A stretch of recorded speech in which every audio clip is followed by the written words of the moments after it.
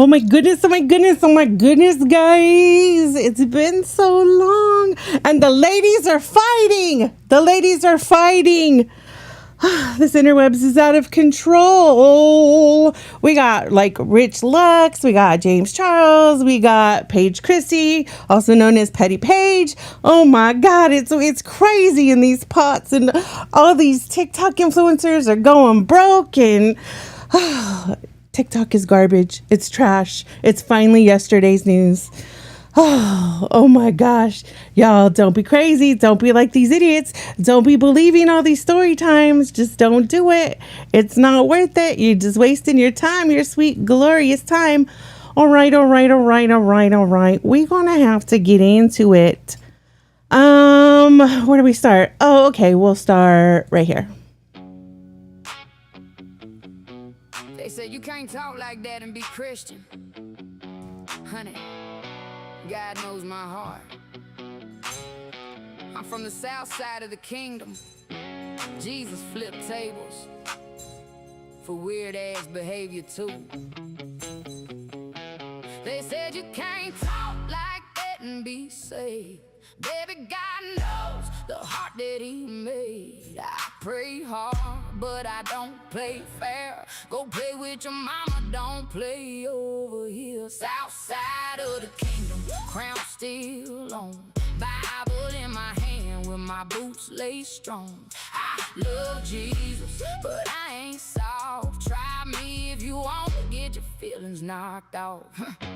I've been baptized, but I ain't been blind. I can forgive you and still draw that line. God said love them, hands say be dumb. I ain't gotta hug every snake that come. You want sweet tea, front porch grace, but you keep bringing drama to a holy place. I got prayers in my mouth and grit in my chest, still a child of God. When I tell you I'm pressed, don't twist my faith like I'm supposed to fold. I got fire in my spirit and a backbone of gold. I can bless your heart with a smile on my face, then move clean out your way with amazing grace. They said you can't talk like that and be saved. Baby, God knows the heart that he made. I pray hard, but I don't play fair. Go play with your mama, don't play over here. South side of the kingdom, crown still on. Bible in my hand with my boots laid strong. I love Jesus, but I ain't soft. Try me if you want, get your feelings knocked off. Jesus flipped tables when the spirit got loud, so don't act brand new when I clear me a crowd. Some of y'all holy with a mouth full of lies, quoting them verses by your side, I ain't mine. I ain't your pew sitting quiet little saint. I got scars, I got stories, I got mud on my name, but heaven still hits me when I fall on my knees, and hell gets nervous when I find my peace. You call it attitude, I call it discernment. Learn the hard way every lesson I'm learning. I don't need perfect, I just need real. God saw the damage and he still let me heal. So bless your heart, baby, watch your mouth. I'm saved by grace with a little down south. I don't start mess, but I finish mine, and I sleep real good when I draw that line. They say you can't talk like that and be saved. Baby, God knows the heart that he made. I pray hard, but I don't play fair. Go play with your mama, don't play over here. South side of the kingdom, crown still on. Bible in my hand with my boots laid strong. I love Jesus, but I ain't soft. Try me if you want, get your feelings knocked off. I ain't perfect, I'm protected, still chosen, still respected. A little petty, still corrected, but the Most High never disconnected. I got mercy, I got muscle, I got peace, I got hustle, I got angels in the struggle, and a warning when I tell you don't touch me. Some folks think Christian means quiet and cute, like I can't have faith with a little bit of truth. But I know who I am when the whole room says God ain't confused by the way I swear. He know my heart, he know my pain, he know every tear that I turn into flame. He know every fake friend, every fake prayer, every wolf that smile like they care. So keep that judgment in your Sunday purse. I'm still covered when I'm at my worst. Queen with a cross and a mouth too bold. Southside kingdom with a sanctified soul. They say you can't talk like that and be saved.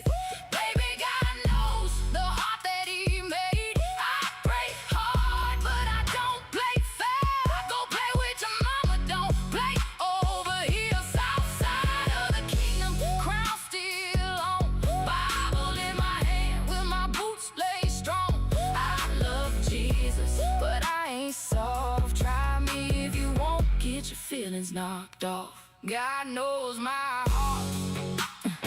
He also knows I'm tired. Bless your heart, baby. Now back up off me.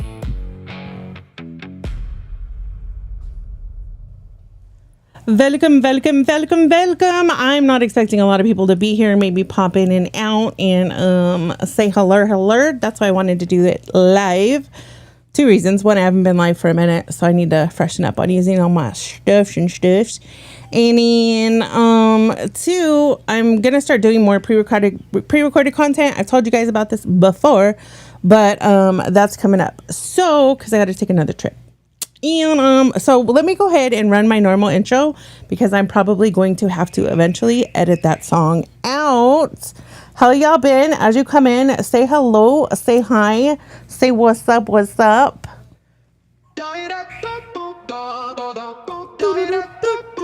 Zita pull up, rev the Harley with a smirk. Motorhome park, grill lit, she go berserk. Debo in the back, beast mode on the deck. Jet boat spin, waves crash, what to expect. Bad girl see, yeah, she bringing the heat. Funny punchlines, got you glued to your seat. Big moves, big heart, can't be beat. Zita running everything, hands on the fleet. She got the Kane Corso, that nickname King Kong. Debo bark, deep bass drop all night long. Leather jacket shining, hit the throttle, then she's gone. Riding through the vibes like she owns the whole song. Bad girl see, yeah, she bringing the heat. Funny punchlines, got you glued to your seat. Big moves, big heart, can't be beat. See her running everything, hands on the fleet. Motorhome life, she a rolling sensation. Rest stop queen, every town's admiration. No filter needed, truth cuts like machetes. Zita full of takes, so sharp, call her petty confetti. Bad girl see, yeah, she bringing the heat. Funny punchlines, got you glued to your seat. Big moves, big heart, can't be beat. See her running everything, hands on the fleet.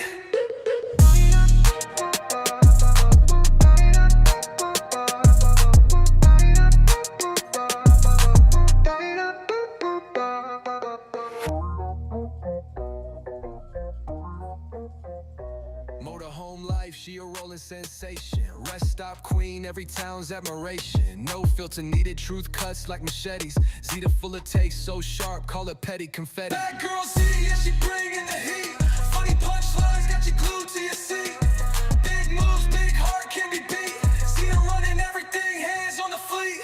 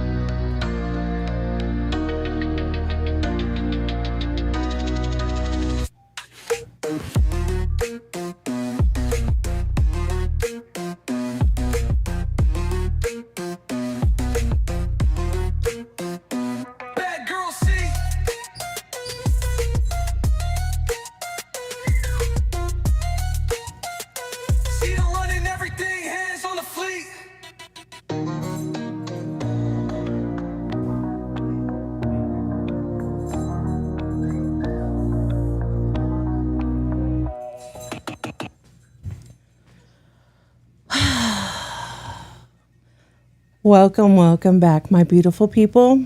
And to the rest of you, welcome anyways. It's Zita, back on your screens to provide the intellectual heavy lifting that the rest of social media seems to be completely incapable of doing. The fuck is going on these days? Also, welcome everybody in chat. I hear you guys saying the K word. We don't talk about that motherfucker over here, okay? He does this thing over here, and I do my thing to two people over here. So y'all just go ahead and exit left, exit to the left. You can click that little right X up there right on top of that corner, or that little red little circle at the top left if you're one of the people that can pay to play. Okay, anyways, look, I try to stay off certain apps. I really do, because every damn time I open the TikTok or whatever, I lose approximately like at least 600 IQ points. We're talking like I'm in the negative 450, bitch. Just scrolling past this sheer unadulterated new nonsense, okay? But today we need to have a serious family meeting about what has happened to that absolute dumpster fire of a motherfucking app. Let's see. I'm not even like playing today. Y'all are dumb. Y'all are so dumb. So dumb.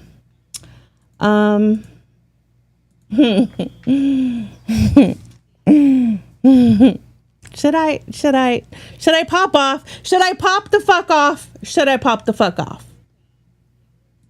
Nah, I'll just block a motherfucker.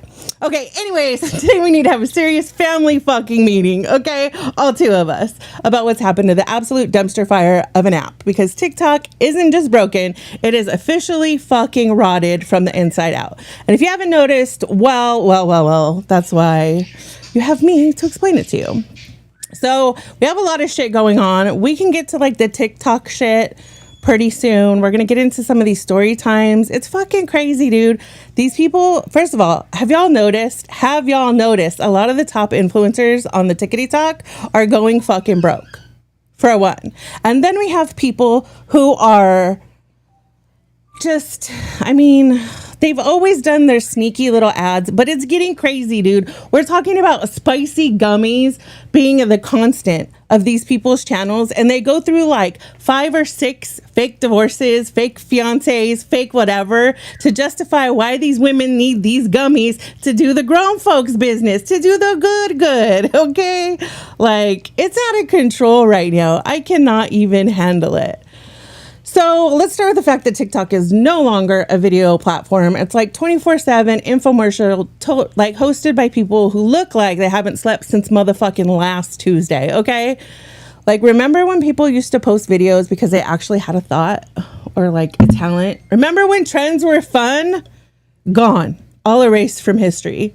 Now, every single video is either a direct screaming TikTok shop ad for a lip stain, or I can't lie, I did buy one thing off TikTok shop. But so it's either like an ad for like lip stain that looks like red food coloring, an undisclosed ad where some creator acts like they accidentally left a random neck massager in the frame while telling you about their divorce. Guys. So me and my husband, we broke up. My husband left me. But honestly, this portable viral vacuum cleaner really sucked up all my tears. Like, bitch, are you kidding me? And now we have AI generated creators selling fake fucking products to people who apparently can't read a review section. Everything's fucking sponsored. Everything has an orange link attached to it. If I wanted to be yelled at by desperate fucking salespeople, I'd walk through the fucking kiosk at a mall, bitch. Like, I cannot believe that people spend their time, energy, and effort in these comment sections, and y'all motherfuckers are getting rage baited. So I know all 2 of my fucking Z-tards, all 2 of my fandoms, they fucking know better. I'm like, bitch, get the fuck out there, touch grass, let's live life, let's fucking do the thing. Get the fuck out your mama's basement. So these people are just wasting your motherfucking life and wasting your time, and y'all motherfuckers are falling for it. So, okay, fine. Ads are everywhere. Capitalism, whatever. But just when I thought the bottom of the barrel couldn't get any motherfucking lower, creators realized that they didn't even need products to scam you. They just need pure fictional fucking drama. We have officially hit the era of the fake story time. People are sitting in their cars, staring wide-eyed at a phone camera, making up completely motherfucking insane, fabricated scenarios just to get 500K to 1 million views from the absolute smoothest brains on the motherfucking internet. Yeah, Carlos, exactly. Retards. Z-tards are my people. Z-tards are the people who know motherfucking better. Z-tards are the fat bitches that are out there fucking living life, doing the damn thing. Okay?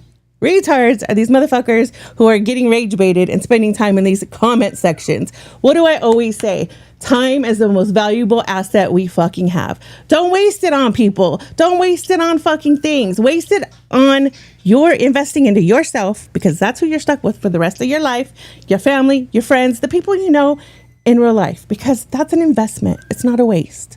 Y'all might not see it now, depending on your fucking age. And then what gets me, dude, there's people who are like 19, 20, right? Making these freaking story times, coming to these conclusions, trying to be relatable, trying to have an opinion. Why are these motherfuckers that have more time and energy and effort on this planet, that are wiser, following these bitches' advice, trying to live their fake ass Instagram, fucking TikTok, whatever lifestyle? I will never fucking understand that.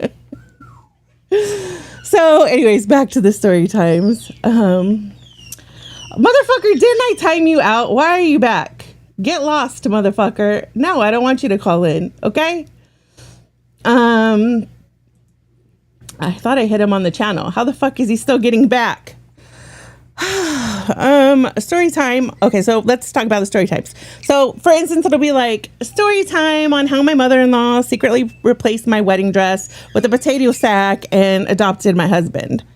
Legit, guys, we're gonna talk about this right now. Like, somebody fucking did this huge story time. You might have heard about it because I'm late to the party, because the internet's not my life. And that's kind of why I started covering shit on the internet, is because if I don't make it the focus of my channel, I will be completely out of touch, because I'm so unplugged to the world. And I used to be pretty plugged in, like pre-COVID, I would say. And then I just kind of tuned out, and I was like, I'm going to like be lost IRL, because that's when I retired. So I had more time on my hands, and I was like, fuck that. I'm going to travel. I'm going to get out. I'm going to do this shit. And in doing such, I totally fucking dropped off the face of the internet.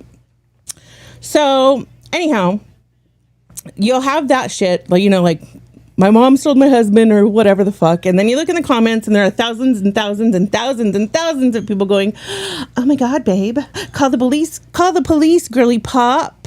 Call the police for what? Call a creative writing instructor. They're fucking lying for clout and ad revenue and brand deals. It's pure rage bait. Okay, they make up a story specifically designed to make you furious, to make normal people furious, and half of you fall for it, like every single time. I just don't fucking understand it.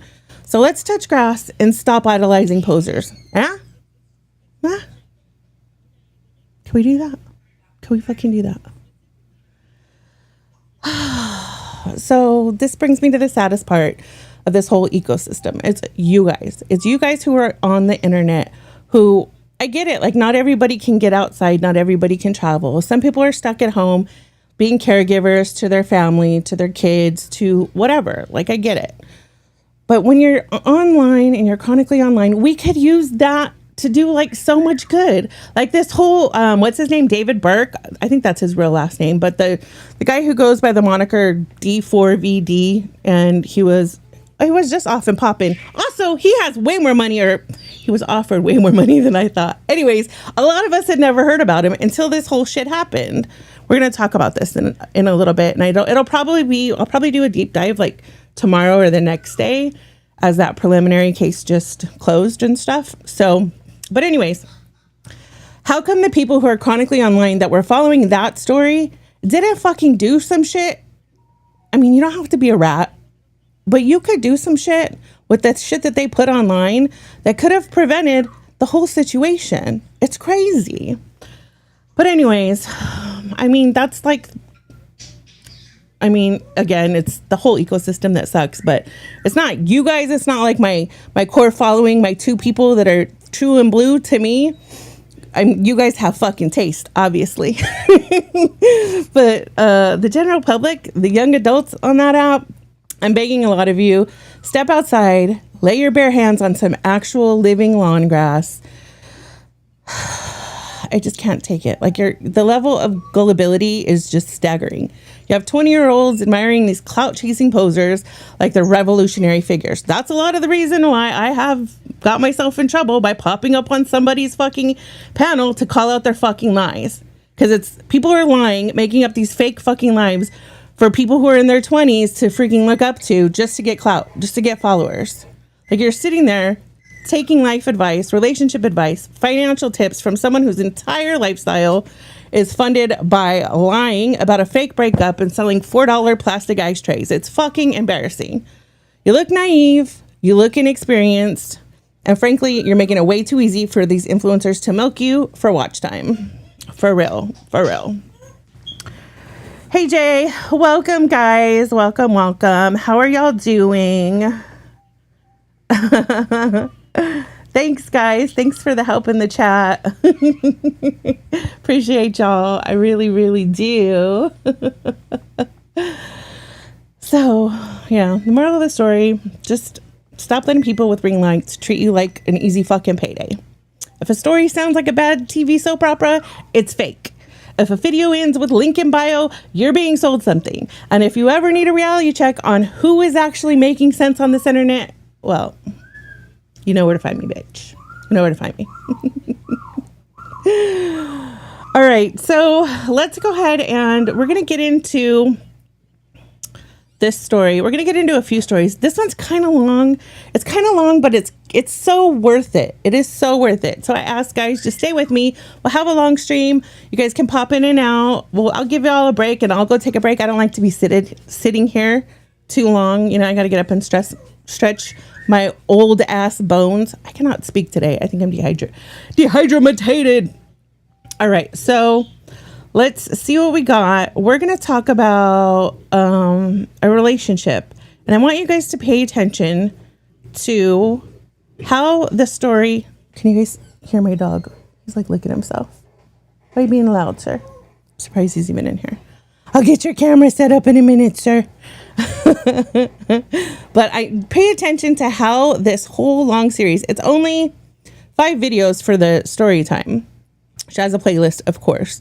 But this whole time, pay very close attention to this person. And I'm going to let you guys know right now, Zita doesn't believe in the whole, like, he's a narcissist, she's a narcissist bullshit. I don't fucking like when people try to use that as an excuse. Like, bitch, he just wasn't into you. Okay? Everybody has different personality traits. You can only be diagnosed with something if it disrupts your life, if that disrupts your way of functioning, right? So everybody could have like 10%, 20%, 50% of narcissist traits and be a normal functioning person and not be considered a narcissist, right? Do you get what I'm saying? I come from a science background, from a medical background. So that's just my feeling on it. So a lot of people were saying that this is a narcissist and they grew up with a narcissist and it's narcissist mom and this and that and blah, blah, blah. So let's see. This is not the video. This is just kind of the lead up I wanted to show you guys. Do I not have, I thought I have a button for this. Oh my gosh, it's been so long. It's been so long.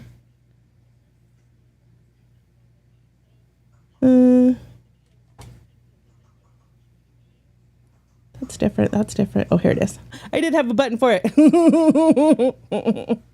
I just couldn't see it. Don't mind me. I'm a little Riri today. All right. So let's get started, shall we? How many of you watched this video? I know 500,000 people saw it on their FYP where this girl caught her man this isn't the narcissist spicy story. Cubes and she busted him right before Valentine's Day. I felt so bad for her, so I went to her page and I started to go through and look. Y'all, it was a big old fake. She is a affiliate of Spicy Cubes and she is going... So this is the first time that this chick gets called out for just advertising Spicy Cubes, but there's more. There's way more. The narcissist mom thinks next. So viral, making up her story about catching her man, but you can go back through her content. She is like a big time Spicy Cube. It's all marketing. I felt so bad for this girl. I was like, oh my god, she... So clearly that video I posted look. Spicy Cubes. It's all Spicy Cubes. I'm a 30-year-old woman. I pick up lies. This is the latest brand of covert advertising, and it's really starting to piss me off, so I figured I would share. So I came across this post saying why I'm breaking off my engagement, talking about how the reason she was breaking up with her fiance was because he could not set appropriate boundaries with his girl best friend that he had since childhood. And at first I was like, dang, that's really rough. Then I noticed that she kept repeatedly mentioning one product, spicy cubes. Then I noticed several comments saying, I swear I've heard this story. Let me know if this is too fast for you guys. I have ADD, ADHD. You know, my brain needs constant stimulation. God, I need to drink some water. Girl, my brain needs constant stimulation. And I like to get through shit quick. So let me know if you want me to slow down. So I went to her page, started watching some of her other videos, and I found this one posted 2 days ago saying my husband got me like, and it was a story about her husband. How are you breaking off your engagement if you're already married? This was posted yesterday, by the way. But wait, there's more. Scrolling back even further, she posted a video about how she was pawning her engagement ring on 11/11. That same engagement ring that she's wearing in the latest video. And what do all of the videos that are posted on her channel have in common? They have a huge dramatic story, and then they always mention one specific product. And yet none of them are tagged as sponsored or as an advertisement. This is not the only channel doing this. They take sensationalized stories off of something like Reddit, shove their promotion into it, their product, and hope we don't notice. Yes, I got Eiffel Tower the same day I got a divorce, and all these men in my... And then tell me you guys have seen where it's like the exact same story, just two different creators, and the story's told the exact same way. It's like a script. It's crazy.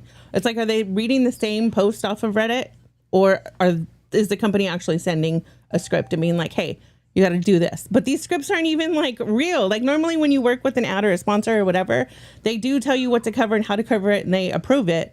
But this is just them whiling. That are so mad about it. I'm so sorry that your feelings are... I can tell between your legs and go hop a pillow. But not you, King. Spicy cubes are a lot of fun. I put all my girlfriends on them. They're so good for date night, so good for your woman. A man can take them too, obviously. I just feel like women more so struggle in that department. Like sometimes it would take me forever to get there. The first time I ever was on a spicy cube. We are not PG over here. But the ones that I like up at the top of my page, they kind of taste like a Mexican candy, and they last a few hours. So, you know, it's really fun to like go to dinner with your girl and then take one on the way home, and you basically just have desserts. If that, you know what I'm talking about. But you have been warned. You just need one, okay? Any more than one, all rational decision making just goes out the window. Okay, so first of all, what she talks about, any girl can do it, even if you've never done it before. Like there's some who just naturally do it from the get, right? It's a rhythm thing. It's not a turned on thing, right? It's a rhythm thing. You got to know the rhythm. That's all I'm going to say about that. It's crazy. These people are crazy. But again, talking to inexperienced people. With me. I'm done with the fucking wind, bro. Oh my gosh. Oh my gosh. All right. So let me find the part where I want to get into. Should we get into, let's just go ahead and get into. Well, the thing is, things have evolved since I edited this video. The ladies started fighting, okay? The ladies started fighting. So the way I had arranged this in my head and the way I planned the stream isn't really what we're going to do. So let me skip around and let's find the girl that I was talking about that I led y'all in with this long ass story time. Because I need to add to the James Charles Rich Lux and Paige Christie stuff that's gone on. It's been crazy, but we're going to save that until later. All right, so here's the story time that I was telling you guys about. Let me know in chat if you guys have seen this. So this lady, she says her name, her age in here somewhere. She's in her 50s. I want to say like 55, 50, something like that. And this story time is about her husband leaving her for her daughter. Storytime part 1. I am going to preface this video by telling you that I'm going to reveal some embarrassing information that happened to me, and everything that I'm about to tell you is my experience. This is what happened to me. So I'm going to start at the beginning, and that's why this is going to be a long video, because this is a year that this went on. So we have to go all the way back to June, July of 2024. My husband and I were laying in bed one night, and he just out of the blue said to me, she corrected it on screen to say 2025, but it's really 2024, because if you go back in the timeline, on her timeline on TikTok, the math said it's 2024. I'm worried that I'm going to hurt myself because I want to turn that back because that part is important. Crumbling under the financial pressure of this relationship. This is the only thing that sucks about using pre-recorded stuff, is that it's hard to skip back to right where you want it. We have to go all the way back to June, July of 2024. Okay, My husband and I were laying in bed one night, And he just out of the blue said to me, I'm worried that I'm going to hurt myself because I'm crumbling under the financial pressure of this relationship. And I said, what do you mean? You know, he paid all the bills. I had my own business, and all the money that I made went into buying groceries and to growing my business, okay? He paid all the bills, so we had separate bank accounts. We lived in a home together that we purchased with my mom. She put in $251,000 cash as a down payment on our home. We put in... Okay, so the important parts to me that stick out in my head, which is way more important than anything else, is that her husband confided in her that he was thinking about self-deleting. He was going to end his server, and it was because of the financial predicament that they were in. Okay. And then she says that her mom left her their house, and she put like 200 and something $1,000 into buying the house, and they put 38,000. That's the important shit. Like 38,000, I think, when we bought it together. When my mom passed away, I inherited her portion of our home. Okay. So I just want to preface that in this video. So we're laying in bed. He tells me this. He tells me that we're in debt, and he's maxed out all of our credit cards, and he's maxed out our home equity line of credit, which was $50,000. And I had no idea what he had maxed out the home equity line of credit, because like I said, we had separate bank accounts. All the bills were in his name. So he took care of all the financial stuff. All my money went towards my business and home expenses as far as things around the house. Okay. Now, if you're married, even if you don't handle the finances, right? She says later on that she ended up signing on the home equity line of credit. So she is on that, where she's not on the actual deed, I don't think. Well, I don't know how it ends up working out. But anyway, I would know. Okay, the economy's fucked right now. Everybody's been affected by it. But for some reason, some new shit is coming from somewhere, right? What else could it be? They own their home cash. They owned it cash. So he took out a line of credit to buy something. What? Credit cards are used to buy certain things. What? Like, these are questions that are normal to ask and normal to be involved in, even if you don't handle that kind of shit. Or you're going to see it, right? Like, if I come home with a new motorcycle, my wife's going to be like, badass, babe. Dope. She's going to know roughly 50 grand, 40 grand was spent on that motorcycle. You know what I mean? Come on now. I don't know. This is me kind of like her playing stupid, but I don't relate to that kind of stuff. Some women do play stupid. I don't fucking know. They just have their head buried in the sand, like me with fucking politics, right? So I'm mortified. I don't know how to fix the situation. So in my mind, I'm like, you know, I'm not mad about the money. I'm thinking, how can I fix this? How can I save my husband if he's thinking about hurting himself?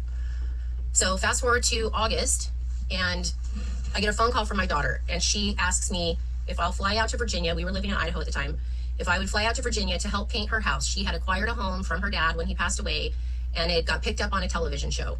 And they were doing a, 30-minute series on her home, the renovation of it. It's on the Magnolia Network. They had a deadline. She called me up and she said, would you come out and paint? I need help painting. We're not going to get the house done in time for the taping. Please, will you come out and help me? So the next day I got on a plane and I flew to Virginia, and for 2 weeks I stayed at my daughter's house and I painted the whole entire home. Okay, so this is fucking wild to me. So her husband confesses this to her, and men self-deleting is like, it's something that I hold close to my heart, right? Because men are so easy to see that as their only way out when they have lost their ability to provide for their family, or when they've lost custody of their kids, the right to see their kids. That's just where they go. I think men self-deleting is way more important of a topic than anything else, right? So if my husband had confessed that to me, that would be my only priority in life until the problem was fixed. I for damn sure would not be going to help my daughter do a motherfucking thing. My grown ass daughter that I raised that doesn't live in my house no more. Hell no. I'd be like, babe, we selling everything. We paying everything off. We starting from scratch. If we need to, we'll rent this house. We'll downsize. They have actually, it's revealed later on, they have a RV trailer. We'll live in that some bitch, and we'll rent this house out. We'll rent every room out. We'll do what we got to do to make sure your mentals are good. Right? I don't know. Am I weird in thinking that? When you're a wife, okay, when your kids are smaller, they're your priority, right? It goes God, family, whatever. So it could be that you are a married couple and you have your kids, whatever. When your kids become an adult, your relationship has to change. It has to. Your kids are going to go off and have their own life. You need to be connected to your spouse, whether that's your husband, your wife, whatever. That's the only way that it fucking works. And your priorities need to shift. Sorry, it is what it is. Rocky says, she old as hell though, Zita. She an unk. That's all right, I'm an unk too. But even said, okay, so you would think she's older than I am. She's from the generation before me. They were even more like conservative into like their marriages and stuff like that. It's just crazy. This shit's crazy to me. 3 floors, doors, all the stuff, trim, like everything that they needed me to do. On the day that they were taping the show, I was still painting. Like I was painting from 6 o'clock in the morning until 11 o'clock at night some days, just me by myself. So I save the day, we do the taping. While I'm there, I'm telling my daughter about what my husband had shared with me about the money and how he's concerned about harming himself. Well, she had just acquired this house and this huge house. Now she's got a mortgage payment. So she says, why don't you guys come live with me and my boyfriend? They're living in the house together. Why don't you come live with us and I can get your husband a job at the place where I work and you guys can live with us for a little while, pay off your debt, and then you can buy a house here or whatever. I don't know if you guys caught it, but she put on the screen that they were paying her $1,000 a month to live there. Well, I wanted to do that. That sounded like an amazing idea. And so I went home, I talked to my husband about it, and he was like, no, absolutely not at first. So then I convinced him to, at least talk to the guy, talk to the owner of the company. So he talks to the owner of the company, okay? And the company is a home construction company, and there's 4 employees at this place. And my daughter's one of the employees, okay? So it's super small. And oh, by the way, I want to preface this video by letting you know that while we were living in Idaho, and for 7 years that we were living there, my husband worked for my brother's company. That's been in my family my whole life. My grandfather started it. So he was working for my family business when we left, moved to Virginia, and started staying with my daughter. So he takes the job interview on a Thursday. And on Friday, the guy offers him the job. On Sunday, he's on a plane to Virginia to stay with my daughter and to start his new job. I stay behind in Idaho for 8 weeks to sell all of our home, to put it on the market, to show it, to pack all of our everything up. Meanwhile, I'm still running my businesses. I have an art studio, I teach online, and I had a dog sitting business. So I was taking care of both my businesses, trying to wrap up our home and everything, while he just picked up, went and started his new job, and began living with my daughter and her boyfriend. So they're working at the same company, okay? So for 8 weeks, I'm just living my life out in Idaho, like, thinking I'm gonna get ready to sell my dream home. I'm gonna live with my daughter. We're gonna travel. We're gonna get to spend time with my kids. It's gonna be amazing. Okay, so 1, daughter has a boyfriend. 2, her husband's gonna be working with their daughter. 3, her husband's left to go live with her daughter alone. And here she's saying we are going to be traveling. To me, she says, we're going to live with my daughter. We're going to be traveling. Is she talking about her and her daughter or her and her husband? Oh, no. What do you guys think? Amazing, and I'm so excited. So I get there. 8 weeks I spend packing up everything. His new job is going great, apparently, and I'm just super happy to get there. So I drive myself all the way across the U.S., pulling a U-Haul, me and my dog, with half of our stuff. And I leave the other half in our garage in Idaho. So I get there, and I've been on the road for 4 days, mind you, okay? And they've known I'm coming for 2 weeks. And I get there with a tiny little U-Haul, expecting them to have a room cleared out for me to unpack my office so I can get to work. And they haven't even cleaned the room out. So I'm like, okay, well, I guess I'm going to leave the stuff in the U-Haul till however long. Like, I've just driven cross country. I'm exhausted. They acted like they weren't even happy that I was there. So I argued with my daughter for 3 days about unpacking my stuff. And she's like, you need to paint that room before you can move in. I want this room painted and cleaned up before you move in your stuff. So I was like, okay. So I end up leaving all my stuff in the U-Haul. Basically, I unpack some stuff in around her house, and I'm forced to have to now paint this office before I can set up my stuff to work. Okay, so far she's over-exaggerated the whole, I painted the whole house. There were days where I started at 6 a.m. and stopped at 11 p.m. I did it all by myself. Speaking of, guys, the daughter has a TikTok. And it's for the house that she's renovating that she inherited from her father. It's like an old family home. And she did have a video where the daughter herself was at least painting some trim. So she's so far over-exaggerated her doing the whole house. And second, I don't know, guys, I kind of think, and you'll pick this up along the way, where her daughter's giving her orders about her home.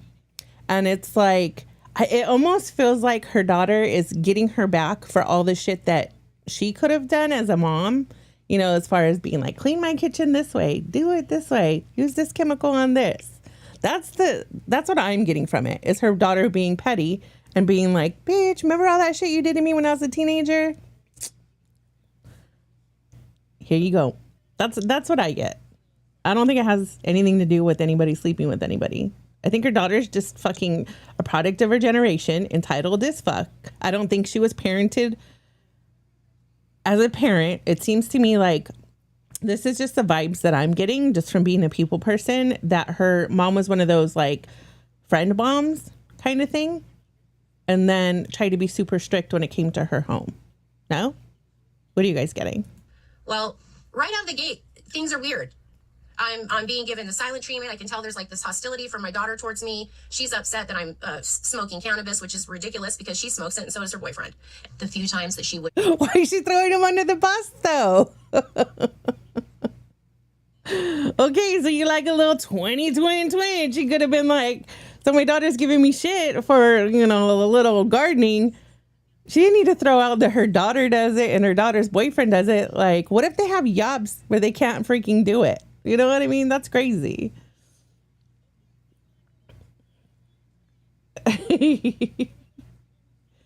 Shut up, Rocky. Okay, so when I asked the traveling thing, Rocky said both, that he thought that it was both, that they're a real close family. And then he said, I bet he'd do it in little booty shorts for you. What are you talking about? I can't make promise, but I could ask. What are you even talking about? Who's gonna do it in naked booty shorts? Talk to me, it would always be to complain either about something I was doing in the house, cleaning the floors wrong, using the wrong cleaning products, or something her boyfriend was doing. She hated that he lived there. She wished she could kick him out, but she needed his money because she got this giant house and now she's got like a $2,000 a month mortgage payment. She can't afford the house by herself. That's why we kind of were like, we can help her out. She can help us out. Anyway, she constantly complained about her. So she can't afford it by herself, or she can't afford it with her boyfriend, because you're kind of both saying the same thing. And if she can't afford it with her boyfriend or yourself, were you planning on being there so she could get rid of the boyfriend, or what the fuck? Boyfriend, because he drank too much. She hated that he drank. They were constantly fighting about the fact that he was drinking. Well, he hated his life because she was miserable to him. She didn't love him. She didn't want him there, but she knew she couldn't afford it without his money. So I'm going to go to part 2. Okay, so this is the part 2. So we are in roughly December. Christmas was lovely. My son, who is an adult, also came over, spent Christmas with us. It was amazing. Then in January, we got a phone call that our house in Idaho, while it was on the market, flooded. It had a flood. And before the realtor found out what was going on, they pumped out something like 55,000 gallons of water out of our house. It was a complete nightmare, and we were trying to deal with that from Can't believe she's on 1.5. Should we try 2? My husband is a construction project manager. My ex-husband was, and he told me not to worry about anything. He would take care of all of the things that were involved with that. So fast forward to February, and my daughter still is just really hostile towards me. My husband is starting to become distant. They are constantly just like at the dinner table laughing with each other, but if I tried to get in on the conversation, it was like you could immediately tell that I wasn't welcome in it. They were always talking about their job and laughing together, and it was like this real buddy club, but I wasn't included. So I had been asking my husband several times to please stop talking to my daughter about our marriage. He was basically using her to confide in for all of our problems, because she had issues with me and wanted me to do things that I refused to do for her. As far as my life goes, you know, the two of them were at work during the day. They were texting each other. Then they you know, were at work together during the day, could be talking about planning. Come to find out, they've been. So this is weird. She's throwing all her daughter's business out in the streets. She's saying how she feels about her fucking boyfriend, or she's stating all her boyfriend's problems and all of their relationship issues to the whole damn internet. So I get it. She's jaded. She's pissed off at her daughter now. But later on, she gets pissed off that her daughter and her husband are talking shit about her to people that she knows, to her friends, to her this, to her that. Better them do that to people you know than a fucking thousands and hundreds of thousands of people on the fucking internet. I mean, oh no. That's just crazy. The Spider-Man meme is real. You know, for months before I even knew about this, I found out about this after the fact, that both of them had been smearing my name to my family, to my father, to my brothers, to my best friend, to people around town, just telling them that I was lazy, that I refused to get a job, that I maxed out all of his credit cards, and I got him in all this financial debt, and I'm addicted to drugs, and all of this shit. The two of them were doing unbeknownst to me for months before I found out about it. So in February, I'm just going along with life thinking, okay, well, my marriage is... Okay, so is that the truth? Did you fucking max out the credit cards? Address it, bitch. Address it. You don't just get to move on and not address that part. Playing dumb like, oh, I don't know where all this debt came from. And now your husband is telling people that you caused it. She didn't, in fact, say that's false. Like, I didn't have a credit card, or I didn't use my credit card, or whatever. What do you think? Just swipe, swipe, swipe, and nobody ever gets the bill? The fuck? Stressful, but it's because we're living in this environment. I kept telling my husband, we need to get out of here. We need to find a place to live. We were living on a tiny little island. There was no housing. Also, I don't get why she's so hung up on don't talk about me to my daughter. I get it. It's not their shared daughter, but it's obviously somebody that he's found in common, that knows you, that has a history with you, that he can confide in. And if he had told you he was going to delete his whole server, it would be more important to me that he had an outlet that he could trust and talk to than who he was talking to. You know what I'm saying? I mean, if it's another woman, I'd be like, okay, why can't you talk to me? She doesn't know me shit from Shinola, right? She can't give you like real advice. She doesn't know me. She only knows you're a virgin. She only knows what you're telling her. But with her daughter, maybe he's seen it as like he knows her. And yeah, maybe they both bonded over mom's the bad guy. Does that mean that he left you for her? Like, she's making it sound like they're boning. And there's absolutely no evidence so far of that. Everything that we looked at, he kept telling me, no, we were looking at houses. This whole time we were looking at houses. And then at Christmas time, I have to back this one little step up, because at Christmas time, we got into a huge fight going to the airport to pick up his son, who was coming to stay with us for Christmas. And on the way there, I told my husband that if he didn't stop speaking to my daughter about our marriage, that I was going to get a divorce. I was setting a hard boundary. And he told me in the car that day that he would not stop speaking to my daughter about our relationship. He got out of the car, went into the airport. I stayed in the car because I was so mad at him. He immediately called my daughter on the phone and told her that I just threatened him with divorce. The two of them were talking about it, whatever happened. I made the decision right then and there that, I still was giving him chances, even though I told him the boundary was set, which was on me.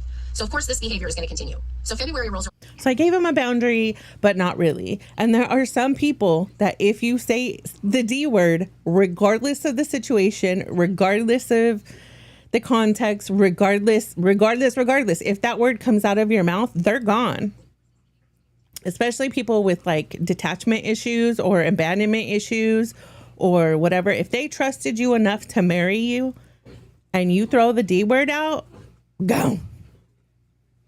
I may or may not be one of those people. And the two of them have to go on a 5-day work trip to Las Vegas. Oh. And is this where they do it? Behind at the house, and for 5 days, the two of them go with their boss and a couple other people to this convention in Las Vegas. Did they use spicy cubes? When they come home from that trip, my daughter is refusing to speak to me. Will not speak one word to me. She comes home from the airport with him, walks in, doesn't even say hello to me. I was washing the dishes. I'll never forget it. She walked right by me, went upstairs, didn't say anything to me, and then just went on a silent treatment. Like from here on out. This is in February. By March, she still isn't speaking to me, and I can't understand why. My husband is growing extremely distant. He's siding with her. He's telling me that I need to just conform, just do what she wants, so she'll stop treating me this way. There was nothing I was going to do that was ever going to satisfy her and start treating me right. So I tell him I'm going to go back to Idaho, and I'm going to stay at our house for a couple weeks because they're doing all the renovation from the flood and everything. And we got an offer on our house, and we were supposed to close on April 24th. And I'm going to go back to the house for 2 weeks. It's too stressful living in this environment. I'll sleep on a mattress on the floor and make sure my house is ready for the new homeowners when the time comes. You can fly out to Idaho a couple days before we get ready to close, sign the paperwork, and then we'll get our stuff and drive back to Virginia. So in the meantime, I've got a realtor. We're looking at homes. We're looking to buy property, and my husband and I are going and looking at these different houses. And he's telling me he really wants to build because he works for a custom home builder. So then we start looking for property, and so we're doing this like every single day. So okay, so real quick, I don't know if I have my chat replay on, so let me catch y'all up as to what's going on. Rocky answered and said he was talking about a certain someone that came into chat that I ended up hiding from chat. I don't know if I have my chat replay on, so just so you guys know, that person wanted to come up on panel. So Rocky was saying that person, he could ask that person to come up in booty shorts. Ain't nobody want to see any of that hairy knuckle, hairy ass crack, hairy man's nothing. Okay, he's a midget little boy. He ain't welcome over here. I don't need his clout. I don't need his help. I don't need his nothing. Okay, nothing.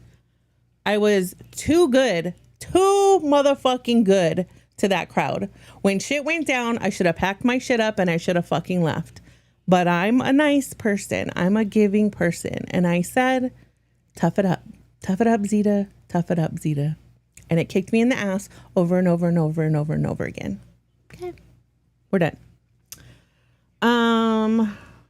So that discussion is dead. It is gone. He's been at his job long enough now to have health insurance. Okay, so he has health insurance, and he tells me he's going to call and get an appointment because he needs to get a checkup. He's going to be 57. He needs to get a checkup and a new doctor. So I'm like, okay, great. So now the husband's home. He's going to find a physician, a primary care doctor in Virginia, because he's saying that he needs to get a checkup. Nothing more, nothing less. Rocky says he needs you, Zita. He needs a chit chat. He don't need nobody. Calls, makes an appointment. They do all the testing, whatever. And then I guess like a couple days later, I get a text message on my phone, and it's from the pharmacy in town. And it says my husband's name, and it says, you have a prescription ready. And I've worked in pharmacy my whole life, so I know how pharmacies operate. When I was at my daughter's house in August, I got some migraine medication filled at that pharmacy, and I guess when they got the prescription for him, they had my phone number, so they put my phone number in as his phone number. So I got the text notification that he had a prescription ready. So when I got home that day, I said, hey, I got a text that you had a prescription ready. And I said, I thought you said that everything went great and that you didn't need any testing or whatever. And he's like, oh, well, I don't know what they called in for me. And I said, what do you mean they don't know what they called in for you? That's not how it works. The doctor asks you if you want a prescription. They ask you what pharmacy you use. They ask you if you know the phone number. They tell you they're going to fax the prescription over. They're going to call it in or email or whatever. And then they let you know that it's going to be at the pharmacy ready for you to pick up. So what do you mean you don't know he called something in for you? And he goes, well, I don't know. I'll have to call and find out. I'll have to call the pharmacy. And I She's said, right. okay, so, That's I waited us. for like a day. And then the next day I said to him, I said, hey, what did you call the pharmacy and figure out what was going on? And he goes, yeah, it turns out he called in a little blue pill prescription for my husband. And I said, why did he do that? Because we hadn't been having sex for like 6 months because we were living in my daughter's house. And I said, who is that for? What do you mean you've never had a problem with that before? What is this?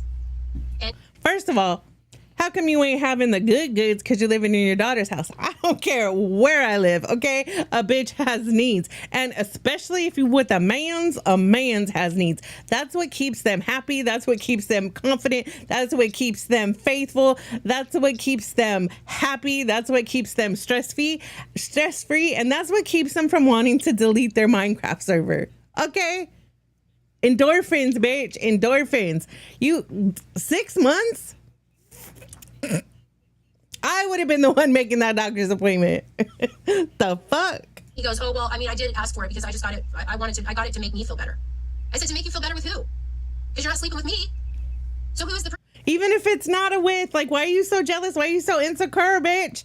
Like, hello, rub one out and have a good day is a thing. You can't sleep, you rub one out. And night-night, motherfucker.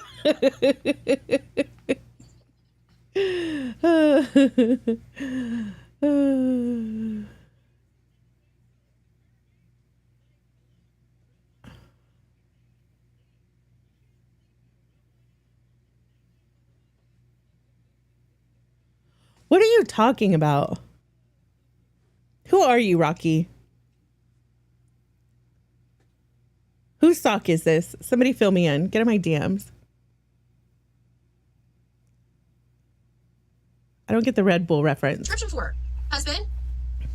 At this point, I point blank asked him if there was something going on between him and my daughter. Because she wanted her boyfriend out. They're working at the same company. They're going to work together at the same place. They're taking trips together. She's not speaking to me. He's not speaking to me. He's telling me he's refusing to stop involving my daughter, who's 28, and not his child, in our marriage, while we're living in her house. And so, of course, everything that they're communicating, I'm the bad guy in the situation. So she's taking it all out on me. Pretty soon, the two of them are just feeding off of each other. And then her poor boyfriend, he doesn't know what to do. I can tell that he feels so... I don't get it. Is this your sock account? I don't really care. I don't really get it, but I don't get it.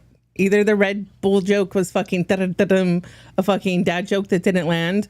I have no Red Bull references in my frame of mind with any of my friends at all, point blank, period. Sorry for me, but he can't stop it.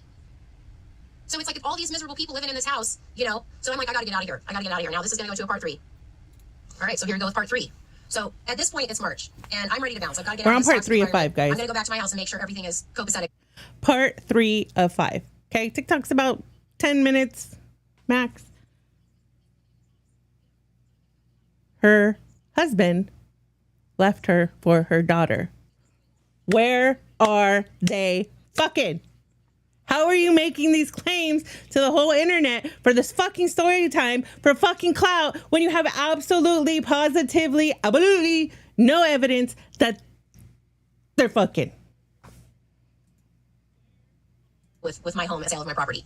So I drive myself back to Idaho, stay there for 2 weeks, getting all my stuff ready. Meanwhile, I'm thinking that my husband and I are going to buy some property. We're going to start building a home. I am still like hoping that my marriage is going to survive this move and the situation with my daughter. And I'm thinking that maybe I can salvage my marriage if I get out from under her roof, okay, and just get back to focusing on me and my husband. So I get back to Idaho. I'm doing all this stuff with my house. I'm making sure that my brother's company is doing all the things that they're supposed to be doing and that my house is prepared. You're in timeout, Rocky. And so How you want to 4 answer days me? before we're supposed to close on my house, my husband flies into Boise, and I go to pick him up at the airport. And it was like 1:30 in the morning when his flight arrives. And I am so happy to see him. I'm so excited to see him because I'm like, oh my God, I finally have my husband here without my daughter around. We're going to be in our house. Like we can finally have some alone time. And so we get back home. Of course, we're like intimate because we haven't seen each other for 2 weeks. Plus we hadn't been being intimate because we were living with her. Oh, wait, but And we're so not for bitching the about next the day we little get up, blue we're pill doing then, are we? Are we bitching about the little blue pill now? Now he's using the little blue pill with you. But it's not a problem. But it was a problem 5 minutes ago. things. We go do some shopping. We have some lunch. We go to dinner. We're talking to the realtor about property. And then I'm thinking, okay, I can save this. I can save this marriage, right? Things are looking good. That night, second night, we're intimate again. We're really like, things are going really great. And then third night, we intimate again. We're getting ready to go to sleep. We got to wake up in the morning to go sign the closing on our house at noon at the title company. And so I think it was a Friday or a Thursday. I can't remember. But anyway, so and mind you, that night before that, I had been talking to the realtor. She sent me another home listing that she thought we might like. So then the next morning, the morning of the closing, it's like 6:15, and my husband and I are laying in bed, and I woke up and I felt him like staring at me. And I woke up and I like went like this, you know, because he was like literally up on his fist like this, laying in bed. Just I can't lie. That's type 5 clinger creeper shit, dude. And Emlo is a stage 5 clinger. That shit is scary. You wake up, you're all drooling on your pillow and shit. You got a little crust right here, and you're like. Sometimes I do smart like that too. Oh, that's my love. Looking at me. And I said, what are you doing? What's going on? What's wrong? You know, why are you just staring at me? And he goes, do you remember when we first started dating, how we used to just lay on the chase and we would cuddle and stuff? Wasn't that just the best time? And I said, yeah, that was a pretty amazing time. He goes, I wish we could go back to that. And I said, yeah, well, you know, we can't. We're older. It's, Not the answer he was looking for. Bitch. That was a different time. We're older. The fuck? He's asking for some love, some attention, some quality time. And your answer is, we're older now? almost 10 years since that, you know. So then he looks at me and he goes, I have to tell you something. You know, mind you, it's 6:15 in the morning. And I said, what? And he goes, I talked to a lawyer. And I said, about what? And he said, a divorce. And I said, what do you mean? Now she's not so big and bad. She threw out the D word first, and now he's like, I saw a lawyer, bitch. We getting divorced, and now she's getting a little lump in her throat about it. We just been looking at houses. We just been intimate for 2 or whatever, 3 nights. Like, you were just telling me how amazing that. What about the last 50 fucking years or 30 fucking years or whatever? You're worried about the last 3 nights? The thing is she's like, oh, he's sending me mixed signals. No. Everything was going to be. And I just looked right at him and I said, have you told my daughter this? And he didn't answer me. And I said, did you tell my daughter? That's what she's hung up on. And he said, yes. He told my daughter several weeks before that he had gotten an attorney about a divorce. And so, yeah, she knew about it before I did. And I still didn't know the extent of their relationship, and I still don't. And I'm never going to say that something sexual happened because I can't prove that. All I know is what happened to me. There it is. There it is. So she's saying she's not going to say something sexual happened because she doesn't have any evidence. She hasn't seen it. She hasn't this. Then, bitch, why did you start this whole motherfucking story time? We're now 40 minutes into this, wasting my motherfucking life by using the text, my husband left me for my daughter. So she's using a play on words, saying like he did it for her. The daughter said, leave mom. And he's like, okay. Not that freaking there's grossness going on. The shit that people would want to be invested in to be like, what the fuck? No, she just wasted so many motherfuckers' time, energy, and effort to basically tell a story about her husband being indecisive about whether he's going to get a divorce or not after she fucking brought it up. What it looks like. Whether they had a sexual relationship or not, they had an emotional relationship. They worked together to smear me, to ruin me, to isolate me, to triangulate me, to smear my name. Not only to my friends and family, but to my clients, to people around town. They ruined my ability to work. Were they smearing your name, or are you just not emotionally intelligent? Are you not self-aware? Was everything 100% false, or could it have been how the story is being told from their perspective? That's my question. And she's using all these keywords like triangulate and to do this and to do that and to blah, blah, blah. What is that related to? Narcissism.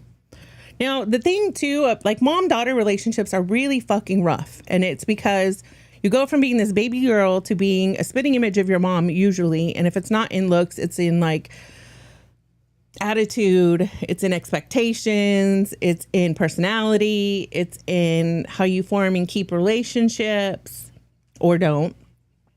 So usually that dynamic at one point or another, the mom usually starts being insecure. And it's because her daughter is the younger version of her. Most women will get over it. Some won't. But anyways, there's a period of awkwardness. And I think myself and a lot of my friends went through it. But mine was like, it happened way early. And my mom was into drugs. I don't have to say allegedly because I have it in her own writing. But and she chose her husband and her drugs over her kids. And so that transition was way easier for me because I went low contact and no contact super early. But a lot of mother-daughters, unfortunately, do go low contact at a point in their life, if not no contact, because of that. So this is, to me, this comes off as the mom just being jealous because her husband and her daughter have found some commonality in how the mom acts or how she treats people or the mistakes that she's made. And instead of being open to both of them and their perspective, she's just like, you're wrong, I want a divorce. That's just my opinion. What do y'all think? Me put in a mental hospital when I started telling my story. And every single thing that they said to the authorities was based off of my TikTok videos. It wasn't based off any interaction with me whatsoever. So no, I don't know if they were sexual with each other. And I'll never know that. And I never want to know that. But you better know right now that there isn't a day that goes by that that thought isn't in my head. Not one. You believe it sounds her? like a Good. you problem. Go do that. Guess what? She has a platform. You should go to her platform and you should ask her for her side of the story. You should ask her to tell. Maybe I just don't get it because I have too much security, okay? I'm not an insecure bitch at all. And if you ask people, they'll be like, Zita's delusional. The delusion is that I think I'm fat, funny, and fine. I don't give a fuck. I don't give a fuck if I'm fat. I don't give a fuck if I'm skinny. I'm a cool ass fucking bitch. I'm a bomb ass fucking friend. And it is what it is. I don't have this like low self-esteem, insecurity, jealousy shit. It just doesn't. I don't have room for that in my life, my brain, or my heart. You know what I'm saying? But that's how this comes off. Her side of the story. And he has a platform too. One dedicated to being the ex-husband of a covert narcissist, where all he does is post videos about. So what she's talking about is her husband had a Reddit account. Aura, hey girl, hey, welcome back, girl, welcome back. That's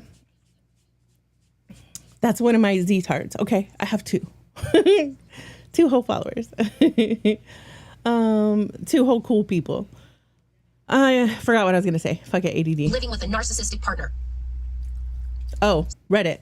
So he had a Reddit account and he would post some things on Reddit, but it was never to this extent at all. Point blank, period. And I didn't see any of them. I just seen it referenced on Reddit. You want to believe my daughter? You feel free to do that all day long. It's not archived.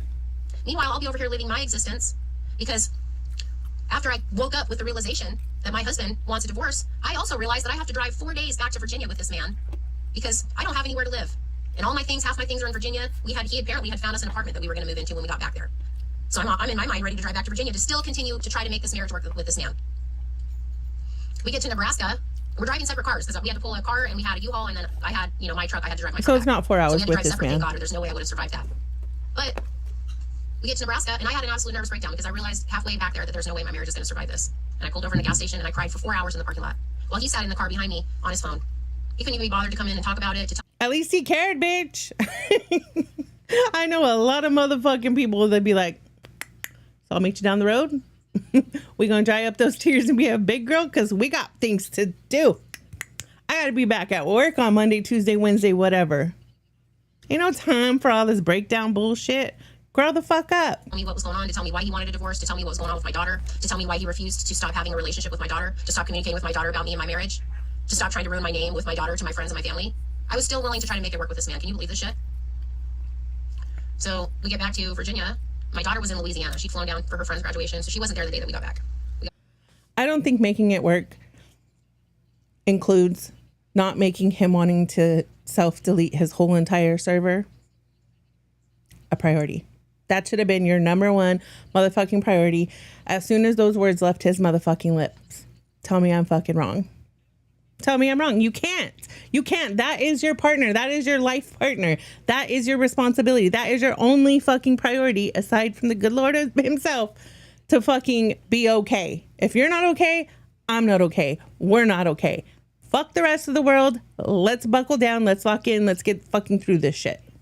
Money's a problem. Get rid of it all. Sell it all. Pay off all of our shit. No. But now she wants to be like, oh, I'm giving him chances. I'm still giving him chances. Does it fucking matter who he's married to if he doesn't want to continue life with you or without you? Back on a Monday, I think. And he and I were moving our stuff out of her place into an apartment 1 block away. And it was taking forever because we were doing it by hand because we were walking everything back and forth. And now I have to go to part 4. Who does that? Who moves like that? When my daughter finally does come back, we're walking back and forth to get our things. And I get to her house to go up and get another box out of my office, and she's standing at the door. And she slams the door, comes outside, and asks me, what are you doing? I said, I'm getting my things out of your house. It's obvious you don't want me here. My husband and I are going to go move into this apartment, and, you know, you can rent out your room to whoever, whatever. She goes, you're not coming to my house. You're not welcome in my house. I mean, there was nothing I could do. We'd been living there. She refused to give me a lease to prove that we were legal residents. We couldn't get driver's licenses or bank accounts because we weren't legal residents there. She never even gave us a key to her house. So basically, she held all my things hostage and locked me out. And the last thing I said to her was, you'll regret this. And I walked off. And I've never spoken to her since.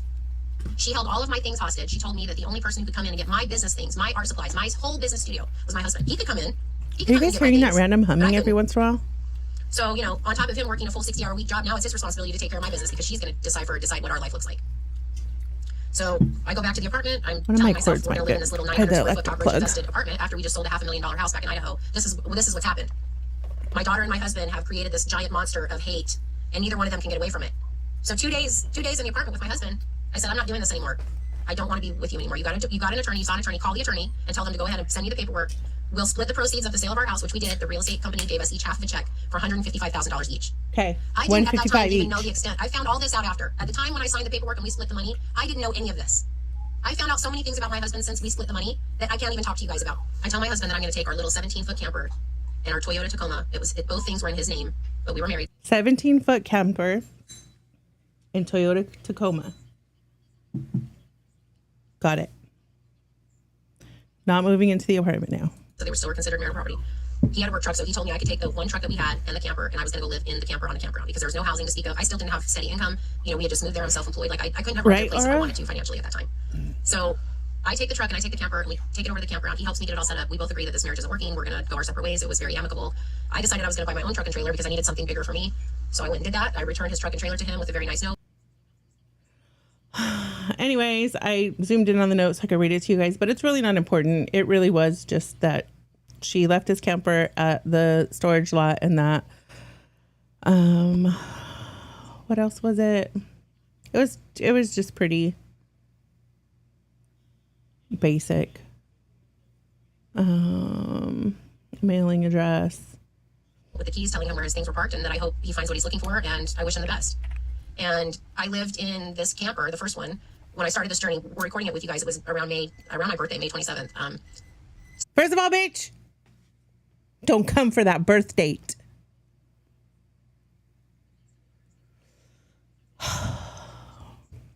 Very amazing person was born on that day. Better back up off it, bitch. But that also makes her a Gemini. Now, my Gemini is not very two-faced like this, but I can see where she, and I'm not all into astrology, bitches. I don't care if the Milky Way's in the Gatorade or whatever the fuck, but there are certain qualities that people do have that do like coincide with their horoscope from my experience. So she later gets put in a mental institution, and being bipolar is suggested by her daughter, I believe.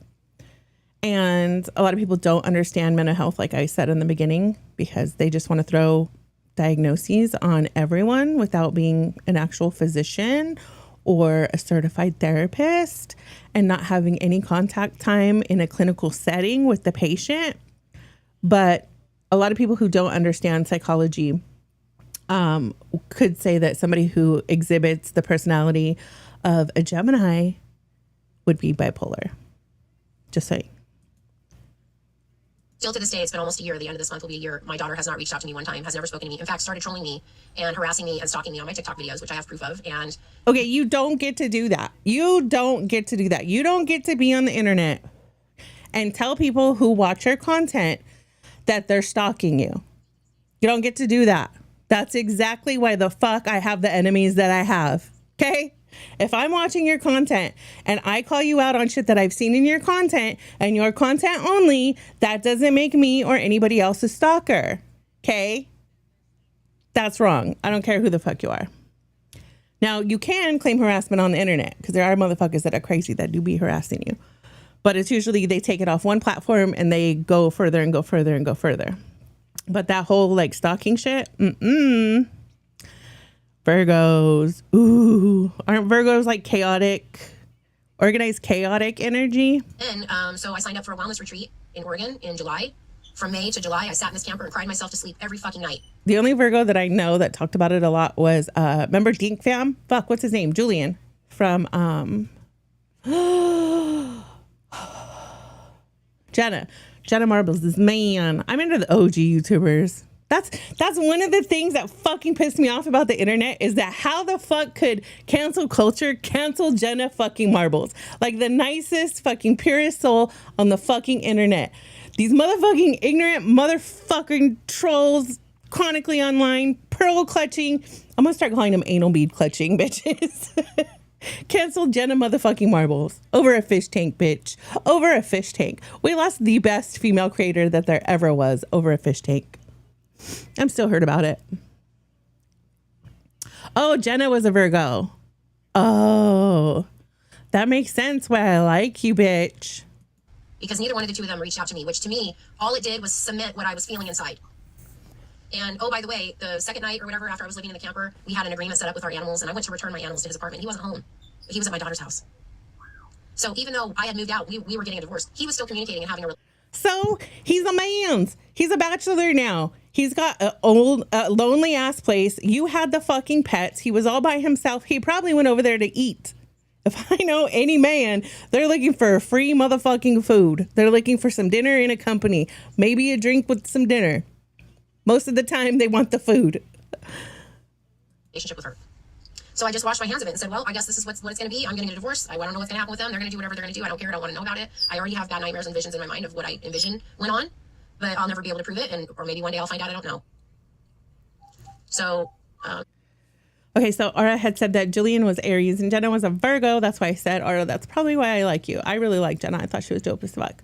Aura said, I still follow Jillian on Twitch because every once in a blue moon, you'll see her hand or something when she brings, him a dog, proof of life. Oh my God. I'll take what I could get. They're married now too. Oh, that's great. Yeah. I kind of watch some of Julian's content, not a lot. I watch more of like his traveling stuff than his streaming on Twitch. I'm not really a Twitch girly, but yeah. That's so cute that she still shows her hand at least.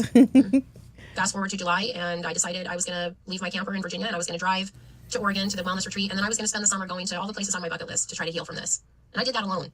For 9 weeks, I slept in the back of my truck, and I drove through 17 states and put 7,000 miles on my truck and did my best to forget the both of them. Okay, so people in this have asked her where the money went because she got like 150-something thousand or whatever, 100-something. So she took him back his trailer. She took back his truck, the Tacoma, that were both in his name because she was worried that he would come and take those at any time. So she went and bought herself a $50,000 trailer and a $50,000 truck because she needed a bigger trailer. And the thing is that since she's bought this trailer, I have not seen her move it, but she talks about traveling. So she took this trip to go to an Oregon like retreat, and she took it in her truck and she slept in the back of her truck. But driving a 17-foot trailer versus whatever she has, it looks long. I didn't realize whether it's a tandem at the end or like I don't know what you call it, a three-wheel one at the back, but it's probably at least a 30-foot trailer minimum. There's a big difference in driving a 17-foot trailer and a 30-foot trailer. So I don't think she can even go anywhere. I think she's just living in it. And then when I got back to Virginia to sign my paperwork, I had to go over to my storage unit where all my things were from our life together and clean it out because he left me with that responsibility. As men do. They just pick up and go start a new life somewhere and leave you to clean up their bullshit. And when I got in that storage unit... Excuse me? You brought him on this new life, bitch. You're the one that talked him into going to live with your daughter. Remember, he didn't want to go. And then you had your daughter find him a job. And then he went. So then you guys both rearranged your whole life to go to Virginia. And now you're living in a motherfucking trailer. Yeah, it's brand new. And two, she got a $50,000 trailer. She didn't get an all-weather trailer. She didn't get an all-season trailer. So she's going to be living in that bitch in the winter on the East Coast. You know how much work that is? How much prep that is just to keep everything from fucking freezing? Girl, if you're watching this video or if this clip gets to you, you need to learn how to pull your fucking trailer so you can move south in the motherfucking winter. Or you need to start researching all the shit you need to buy and do to winterize your fucking trailer. Or you're in for a big shock.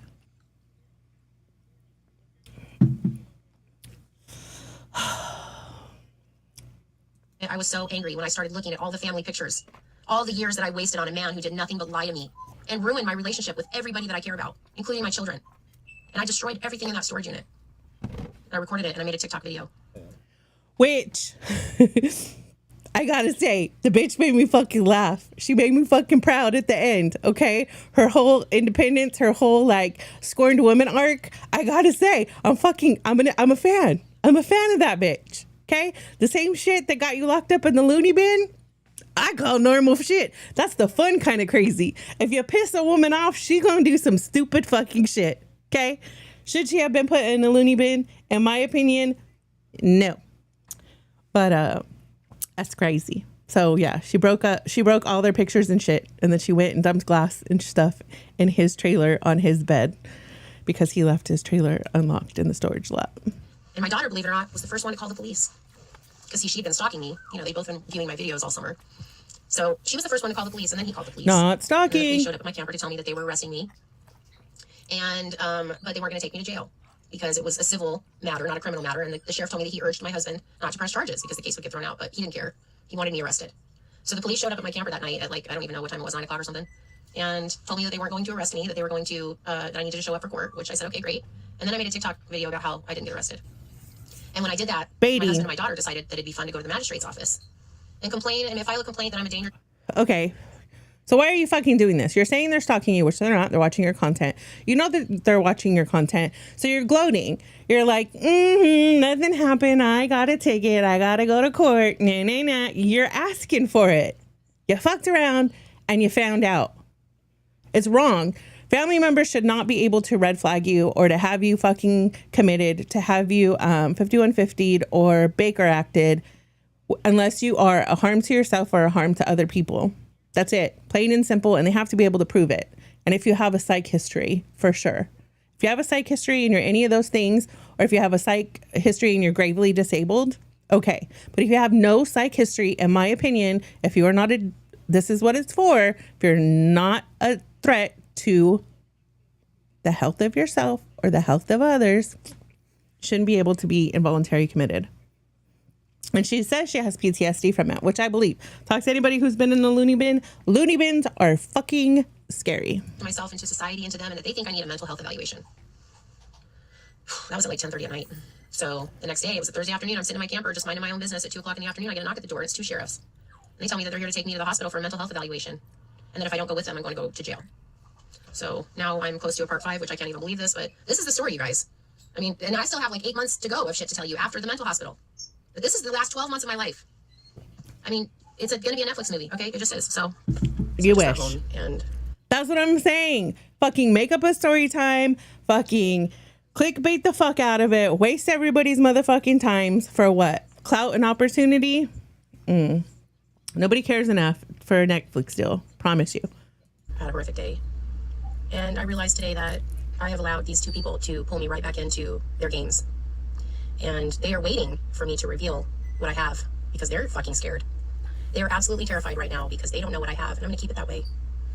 I came to the realization tonight that I have, for the last 5 days, listened to people call me horrible names.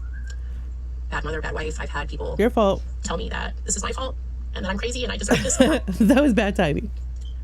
Which is fine. It was her fault for fucking letting people in her brain, calling her a bad mother or a bad wife. Okay? We all have different priorities. We all make different decisions.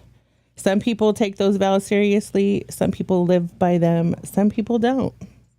Doesn't make you a bad anything. And what the fuck do you give a fuck about other people's opinions? They're not feeding, financing, or fucking you. You just want to be the hero, or do you want to be the victim? I need you to make up your mind, babe. You know, I've given so much information already. I've given so much information already, and I don't need to sit here and listen to people tell me that I'm fucking crazy when I've given you so much already. I am fully prepared to go forward with my civil lawsuit against these 2 people, the state of Virginia, everybody who touched this fucking case. And I was just sitting here going through all of the paperwork again. And I will share one thing with you. Both my husband's name and my daughter's name is on this form. Reason for referral. Playin was served an ECO after she was posting multiple videos depicting her decompensating behavior. Playin was seen destroying marital property inside of a storage unit on TikTok. Every single thing that they talk about in these forms are my TikTok videos. They're not for being in any kind. And who recorded and upload those TikTok videos. It was funny. I enjoyed the content. That's the only content that I enjoyed, was you fucking having an absolute meltdown and breaking all of his shit. I was like, go sis, get it done. At a fucking girl. And the shit she says at the end is fucking chef's kiss. I fucking love it so fucking much. But the rest, you shouldn't be keeping a timeline of it. And they have this thing of recording their fucking crimes. Ask fucking David, or the moniker D4VD. How much CSAM he has on his phone. Okay. Oops, I pressed the wrong button. Communication with me. My daughter specifically said right here that I have a history of bipolar disorder, which is not true. And the fact that they took my daughter's advice, who's a 28-year-old adult, without having any medical history on me. See, that's the part that I was talking about. So I think her daughter just thinks one day she's nice, one day she's an asshole. I think she's a fucking Gemini. Whatsoever is absolutely mind-boggling. Oops. History of treatment with Come psychiatric back. medication? No. In a state hospital? No. In a crisis Come stabilization back. unit? Where did No. it go? On no medications, no health issues, only asthma. Is there a prior episode of psychosis? No. Is the person showing symptoms of psychosis? No. See, all of Elaine is a this, newly divorced 52-year-old Caucasian. all of this, no history, no this, no that, no that. All of that should have been like, okay, psychologically sound, follow up with the therapist ASAP. She should not have been admitted, in my opinion, for that. Again, I'm not a medical professional. I'm no longer a medical professional, and I was never in the psychological field, but that's just my opinion. A female who looks her stated age. She was brought in under an ECO today after her. Because you got to think about how traumatic this is for a grown-ass freaking adult, right? They can come into your home, they can make you leave, and they can lock you up for 3 days minimum, but up to 2 weeks without going to a judge. That's crazy. You're going to take away phones. You're going to take away all communication with the outside world. You're going to take away everything that makes that person independent. No car, no this, no that. Locked down with no history. That's crazy. Ex-husband and her daughter expressed concern for her safety. Elaine has been posting numerous videos on social media depicting a spiraling of her mental state in the last several weeks. Elaine has been estranged. She's going to say that they were estranged. From her daughter for several months, per the daughter's report, due to Elaine's erratic and sometimes violent behavior. Ma'am, are you fucking for real right now, daughter? Be so fucking for real. So, being erratic and being violent isn't a crime, right? Only when it's a danger to yourself or to other people. Sorry, it is what it is. Last night, that Elaine had gone into a shared storage unit and had smashed many of his belongings, all while recording it for TikTok. Elaine states that her ex-husband told her he wanted to divorce her. She then bought herself an RV and drove across the country in hopes of changing his mind. Once here, she signed the papers and then proceeded to destroy his things. The videos depict manic and depressive behavior as Elaine has gained quite a following. Many of her followers are cheering her on as she rediscovers herself. This was my most favorite. See, and that's fucking crazy because they're saying that the husband moved here and that she came to save the marriage. Like it wasn't her idea in the first place. So that's crazy that she wasn't just able to explain that to whoever was evaluating her and then be like, seems like she's going through a divorce and this is some fucking stupid shit. Why are we taking away her rights for minimum 3 days? Though, and I just discovered this tonight. Right here on the notification sheet where the family who calls in this mental health evaluation request. Attempt to obtain person's agreement or objection to legally required notifications. Daughter will be contacted with information directly relevant to their involvement with the person's healthcare, including their location and general condition. And guess what? My daughter objected. She objected to the hospital letting her know where they were taking me. She objected to being notified of any kind of treatment. Damn, she fucking objected. So let's get mom locked up in the mental hospital. Because she started telling what we're trying to keep secret. Guess what, sweetie? Those fucking days are over. This right here that you did to me ruined my life. Do you understand? You've caused me long-term PTSD. You've caused this to be on my permanent record. You made lies about me, about my mental capacity. You claim that... Okay, so she says that ruined her life. That's a stretch. If she had a job that depended on her not having any psych background, like if she was a cop or some shit like that, that could be life ruining. PTSD, I agree with. Psych hospitals, if you go visit somebody in a psych hospital, believe them. It's crazy. The shit that you hear, the shit that you see, the shit that is going on just during visiting time is a lot. And I'll tell you what, the staff of freaking psych hospitals, they do some sketchy, sus shit. And they all stick together and get their story straight, because nobody believes the crazy people. That's just what I've witnessed. It's crazy. You were worried about my safety with my husband? Both of you so worried about my safety, but yet you refused to be notified of anything. And neither one of you liars had the fucking balls to call the facility that I was in, to check on me while I was there for 7 days, to fucking come and pick me up. You know how I got home from the mental hospital that was 3 hours from my house? I had to wait for hospital transportation. I'll tell you what happened. Your husband was at your daughter's and they were keying and laughing and having dinner and talking about, she sat up on TikTok and was like, I didn't get arrested. I just got a citation to appear in court. And we got her. We had the last laugh. That's all this was. And it's crazy. It blows my mind that the mental health facility let it happen. My family, who was so worried about my safety, just had to get me evaluated, so concerned I'm going to harm myself. Well, they got me locked up, and then they bounced. So that's all I'm going to tell you guys. And, you know, I don't know when I'm going to make another video, because I don't have to justify shit to anybody on this app. I know what I went through. Oh, she's angry with her people now. I have fucking proof right here. So I hope you're ready for court on Monday, husband. She's angry with all the attention that she got when she set out to get that attention by the fucking clickbait that she used at the beginning of all these fucking story times. Now you mad because not everybody agrees with you? It's part of the fucking internet. I can't wait to see your face. So this is her, that was a friend. The comment that she had circled was one of her friends saying, I know this person in real life. She's absolutely lying and she's crazy and blah, blah, blah.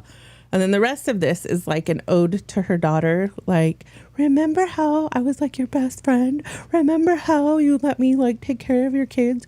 Remember how, like, she's trying to tug on the heartstrings of the daughter, who obviously doesn't give a fuck right now. She chose her side.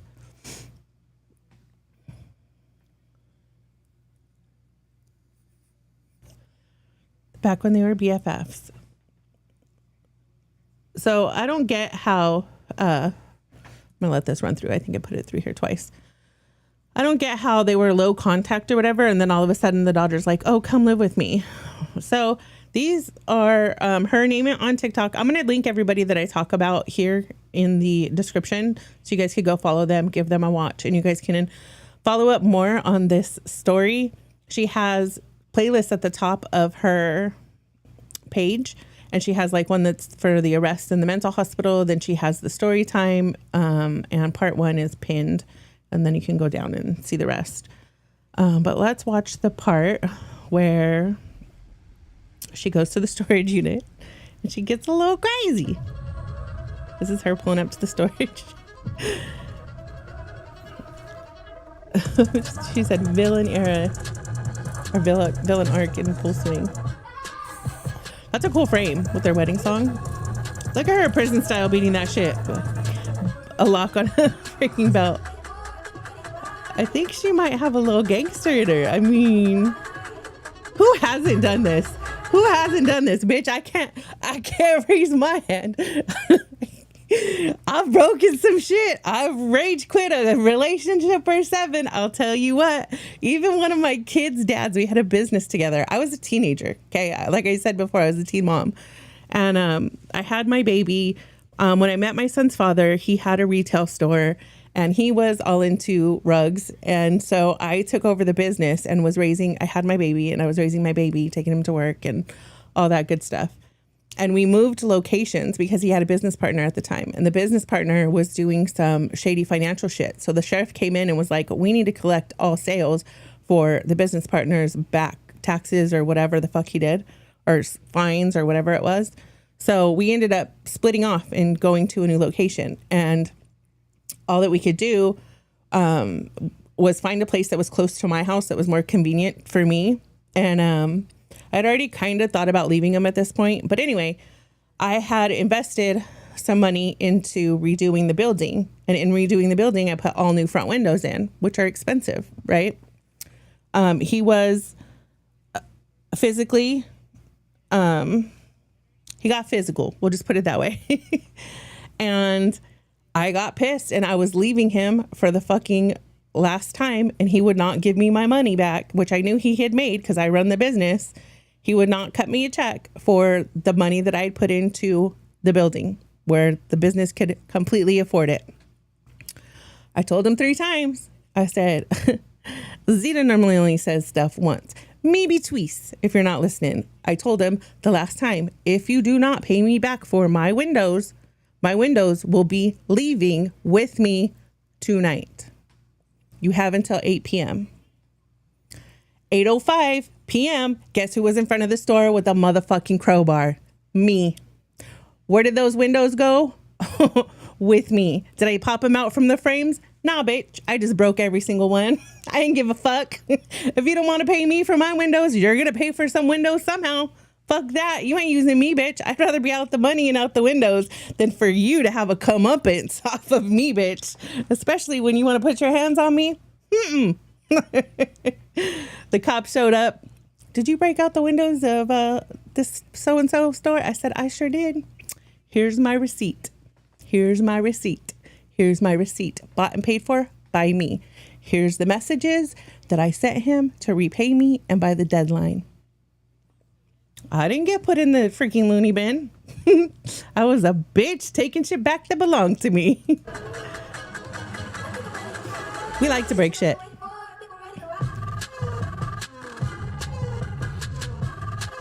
To me, this isn't a danger to yourself or anybody else. You ripping up some shit that makes you angry. Okay, so this is his trailer. Should have locked the door, dummy. This is all the broken shit. Here's the part where I think she's wrong here. There were some family pictures of his that she destroyed. I couldn't do that. I don't care how mad I am at somebody. I know that there's some things that are just irreplaceable. Now, our wedding pictures and that kind of shit where it's like, I'm in there and who gives a fuck or whatever, I could see destroying. But like people in his family that have died and stuff, you don't know that he'll ever be able to replace those pictures. So you could have cheated on me. You could have freaking knocked me around. You could have done a lot of fucking things and I'm not going to go that low. You know what I mean? But hey, to each their own.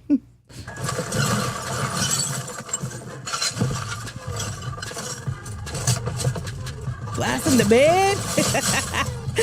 Glass in the bed, though. Hoping your girlfriend likes your bed full of glass.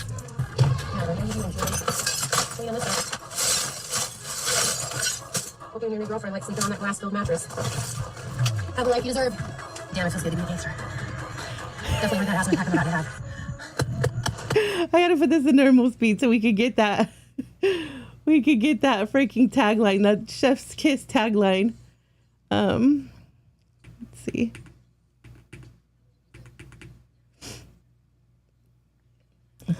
This part I thought looked evil. I'm like, maybe this freaking shot alone doesn't she look like the Joker right here? Maybe that shot alone is what got her admitted, bitch.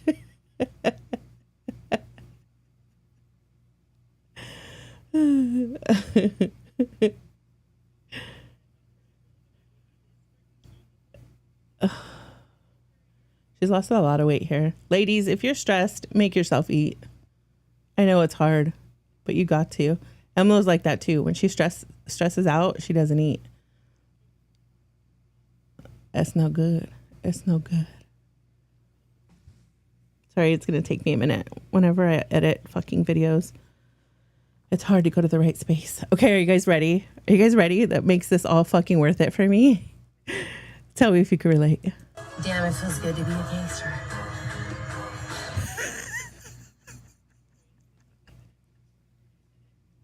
This onk fucking bitch say, damn, it feels good to be a gangster. She looks like a total fucking Karen, acts like one, and then she's like breaking some shit up and talking about, damn, it feels good to be a gangster. Bitch, come to the side. We ready. We gangsters are ready. We got you, girl. You need some help getting through that PTSD from the loony bin? I got you. Oh, I love it. I love it so much. Oh, I went back too far. Let's see this one. One more again. If I shift, does it go faster? No, it doesn't. Oh, that shit's great. Damn, it feels good to be a gangster.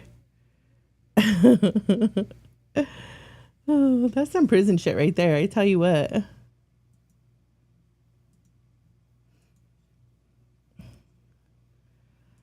How many of you? Okay, so anyways, that's her. Go check her out if you want to. Go see the whole fucking story. Let me see what else I got going on over here. Did you guys hear about, oh gosh, we'll talk about Mikayla real quick for a minute. She's losing her damn mind. She's acting like straight up LOLCOW fucking behavior. She went on this trip. She's got a new beau. She's got a new bae. And her new bae has a sister who is a little bit weird. She just started a TikTok, of course. And she's already calling Mikayla her next sister-in-law. Her soon-to-be sister-in-law. Okay.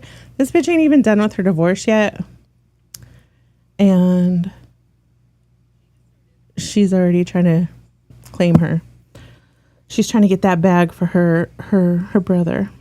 So, I don't know if you guys caught it or not, but Mikayla NoAccent Nogueira did a drunk get ready with me. And she's been on this kick like, oh, I get to drink now. I need to get to drink now. Because I don't know if you guys know or not, but her ex was in recovery for being an alcoholic. And a lot of the reason, I mean, I don't really watch these fake fucking makeup bitches anyways. As you could tell, my makeup is not on fleek.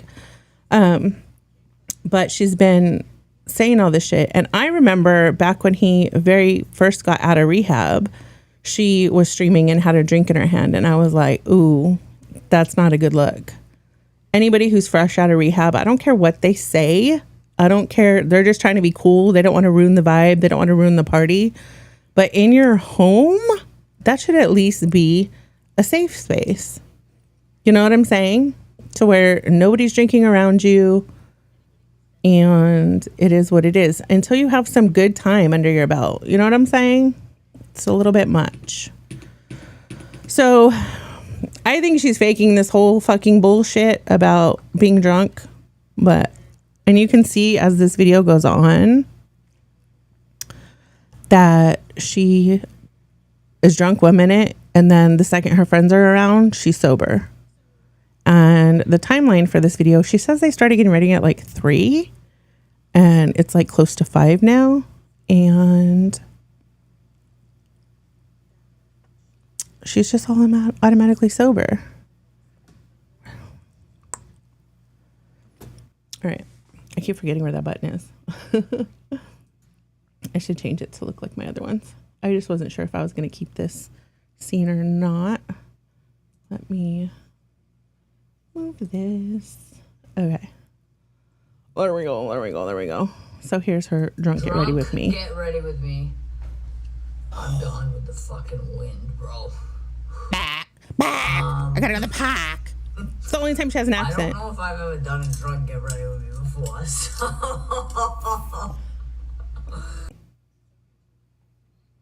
The one eye though. Look at this. Look at my fucking skin. The sunburn is in. So the scandal is she had this sunburn. We're gonna get into it. And then all of a sudden, a couple days later, her skin went from being blistered on her chin and being sunburnt to being brown. And somebody had told her to use Vaseline or whatever. And then she claims that she did. But she ends up going back and forth and getting real motherfucking petty, being a fucking classic LOLCOW, sliding into somebody's DMs that commented on her fucking video. You ready, bitch? LOLCOW. insane. Yeah. And that's coming from me, bitch. Sunburn, especially on my chin. I've never had that blistering before. See what we can do. This video might be really bad. I'm so drunk. I am drunk. Okay, we get it. You're drunk. I'm obviously gonna prep my skin with PAV. I had a shot of vodka. Then we had a vodka. Why does my shit keep doing that? Then I had a pina colada. She said vodka seltzer. Pina colada. I had oh, my chin is so bad. I've never seen. I think she said another drink. Bad on me in my life. Yeah, I'm going in. Oh, I said real recognize real. Cow recognize cow. It's gonna really help with the redness and irritation. Yo. Okay, so she's putting, what the fuck just happened? Why did that just come up? Don't look at that. Yup. Um, all right. Anyways, yes. All the shit she's putting on is from her line. I don't know if it's released yet. I think it's coming out. It's called Point of View. So I figured the hustle, and this girl says it too. The hustle was probably going to be like, oh, did you see what it did for my skin when I used it? It was red one day and brown the next. Bitch, it depends on your ethnicity. I can go out and get burnt. Y'all have seen me pop on red as fuck the night before and come back the next morning and everything's just dark. It just depends on how you tan, and a lot of it has to do with your ethnicity. Snatch it, bitch, I don't care how fucking drunk I am. The makeup will eat. I'm gonna hydrate them under eyes. Fuck. I'm not. I'm like half here. Ladies, how fucking painful and how fucking pathetic is it to put makeup over your sunburn? That's so horrible. It feels like crap to put on. It feels like crap while it's on. Your skin can't breathe. And what turns your skin from being burnt to being brown is cool air. You need air hitting your body. You need air hitting your face. Like if I get really burnt, do you guys do this? I set my air conditioner to super low. I sleep naked as fuck. And I fucking kick all the blankets, all the freaking pillows, everything off of me so the air can hit me. So the next day I wake up a little oily, but tan, not so red. Oh, this makeup's not gonna be good. That's so insecure, but she's I'm going in with doing a photo shoot. Brow gel. The tinted one, you know? Remember when people just took pictures or selfies and not everything was a fucking photo shoot? Even family pictures are called photo shoots now. The fuck? Am I dating myself? That's just how people have just how people have exaggerated their importance in life. They just want to be a celebrity. They just want to be an influencer. They just want to be something. Bitch, if I'm getting pictures done, I'm getting pictures done. The fuck? My skin is really bad. Like, I'm concerned. I wonder how long that's going to take to heal. Oh, fuck. Dude, okay. Hear how, eyebrows drunk she's sounding? Just talking real slow. That more drinks are on the way. Great.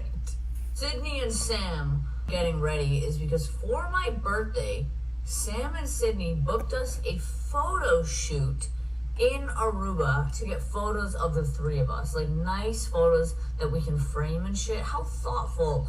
So we're all in our rooms right now, completely glowing. Are they paying for it? So look nice in these photos, but I'm a little nervous because one, Aruba is extremely windy, and two, my skin is fucked up.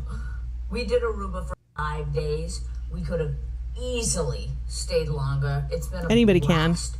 Yeah, I'm gonna go in with the e.l.f. skin tint. We're all about to be so freaking drunk in these pictures. Like, oh my god. We're lucky if we get one good photo, okay? Also, imagine beating your face when it's that red. The makeup's still gonna look good. It's gonna cover my sunburn. Don't worry. By the end, it'll make sense. When I'm that sunburnt, I use Nimya highlighter, moisturizer. Amazing. It looks good. Like, No I makeup. don't think people truly understand my friendship with Sydney and Sam. I don't consider them friends. I consider them my family. Sam, Sydney, and Same Adam girl. are my family. They are the sisters I never had, but always wanted. They have gotten me through the darkest times. Darkest. Have you guys noticed how she speaks more normal now? Now she'll at least speak normally, a little bit, more normal than she ever has, and then she just gets the arc on everything she says at the end of certain things, especially if it ends in an AR. It's like, how much more fake can you get?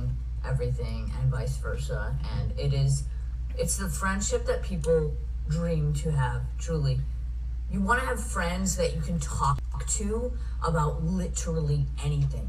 The good, the bad, the ugly, the friends that you can cackle with, the friends that you can waste hours with, the friends that you can do nothing with, the friends that you love unconditionally, the the friends that truly you can't be Most without. people are like that to with me is people, not just their unconditional friends. friendship, and that's Sydney and Sam with me. That's why I'm really excited for this photo shoot and to get these pictures with Darkest. them. Because they're the most Ours important said people in my life. darkest time. Truly. The type of friends that I would drop anything for. I don't care what it is. You know how they say a true test of friendship is if you can travel together? Well, some of the absolute best memories I have in my life are from the travels I've done with my best friends. Spain, Korea, now Aruba. See, that's not true, because let me tell you something. Zita has a lot of friends. Zita has a lot of people. I'm kind of like that with a lot of people, to where I'm just open. More so than most people. That's why a lot of people don't mind like telling me their deepest, darkest secrets, because I'm a very like, I'll take you as you are kind of person. Like a everybody poops friend. You know what I mean? Like I'm that friend that people will tell me about stuff that not everybody else wants to know about. But when it comes to traveling, Zita hates when people put her on a schedule. Cannot stand that. I can't stand it. Cannot do it. So I'm very selective as to who I travel with, just because I like to travel with chill people, take it as it comes people. Like I don't really like to plan, you know? So we ain't staying up till 3 and you want me to be up at 6. Fucking hell. Zita loves God, she loves her family, and she loves sleep, bitch. Sam and Sydney are the main thing that got me through my divorce. And I mean that wholeheartedly. I would call them every single day. What did you need support from? According to you, you fucking worked all motherfucking day, every fucking day. What do you need support with? And truthfully, the two of them have taught me how important friendship is. Friendship has become one of the most important things in my life. Because when you find friends like that, Sober. you don't. Doesn't she sound sober? Take it for granted. I don't know if you've ever put makeup on a sunburn, but this shit fucking hurts. Yeah, you're an idiot. And uncomfortable. Highlighters, these is tight. Stunning. Uncomfortable. Yeah, I mean to cover all of that with makeup. Oh. Tight. Okay, so I had to rip the fucking Yeah. shit because she took it down. Stunning. Take a look at that. Because of how hot and humid here it is, I prefer I do love that highlighter color, though. Because your makeup's gonna get glowy anyways. But look how For the sober lip, she is. Contour it in toasted sugar and my e.l.f. lipstick. Weren't you drunk a minute You need ago? A good pencil sharpener. This one's from POV, and I'm telling you, Of course, right her now, brand. like, it's a good ass pencil sharpener. But Sharpener. Someone is knocking at my door. Not only have the drinks arrived, but so have these fine ass women. Yes, hello, you see. Cheers to I mean, This is the signature drink. That's a Aruba. stretch. It's called an Aruba Ariba. also, how great of a We've had friend two- is this big girl right here? Being that she lets Mikayla use her fucking lens to make Mikayla look tall and lean. Because we all know this isn't what she looks like IRL. We've seen the side-by-sides, bitch. Pictures taken on the same day never look like she does on her content. But this girl, all of the time, every time this girl is in there, it's really fucking crazy because it makes her fucking face look so elongated and like a thumb. So it's like, that's a good friend right there. That's a true friend. She lets you make her look fucked up in front of your millions of followers just so you can look skinty, bitch. And it's about lost count. So like I said, we're doing a photo shoot on the beach. It is a sunset photo shoot, and the theme of the shoot is like nude. I'm wearing like a white nude dress. Sydney has this stunning nude dress. Sam looks... Which is one thing that's always gotten me. Like, how is she such a huge makeup influencer when it's been shown, and she caught a lot of slack, like when she was very first getting well known, for looking manly, for looking masculine, for looking like a transsexual in makeup. And so what did she do? She found it's probably like a wide lens or something. And I know because I use the same thing, and I don't use it to look skinny. But when I'm doing my motorcycle vlogs, I use a wide lens so you guys can see more of the background. And in doing that, it makes me look skinnier. So it's not like I'm doing it because I'm insecure. But so she started using either a wide lens or another lens that makes her look less manly, when it's like, bitch, bitch. If you were good at makeup, you should be able to contour your face to where you look less manly, to where your skin looks less, your chin looks less squared, to where your fucking forehead doesn't look so wide, to where your cheekbones don't look so wide. She could contour the fuck out of her face and beat her face to where she didn't need this lens. Fabulous. My opinion. So we started getting ready at like 3:30. It's 5 o'clock, and they're already done. I'm like nowhere near done. This happens every single time. Not surprised. I feel like I don't even take that long, but they can get ready in like lightning speed. I'm tight lining with Urban Decay legend. Sydney's fiance Adam is gonna steam my dress. Okay, I went ahead and added. Why throw that in there? Lash. This makeup is very pretty. Okay, let's do my hair. It's like girl boss behavior is like, I gotta freaking demasculate, what is it called? Emasculate all these freaking men that are around us. We gotta show them how like ruled by the meow meow they are, what they do for us, because we're boss bitches. That's so disrespectful. Hair is done. Let's go get dressed. Apparently, I pissed off Mikayla Nogueira. Around 4 days ago, she posted a video Thank you, of Jay. herself with a horrible burn on her chin that was blistered, red. Listen to this girl. Looked terrible. Crazy. She was apparently really drunk. I'll speed her up a and little it was bit because I get think ready she's with a me. little slow. She's, of course, got the comments turned off on that. Then yesterday, she posts this selfie. She's on a plane. She looks amazing. Skin is flawless. She says she's not wearing any makeup. Nothing's peeling. Everything's healed. Everything's gone.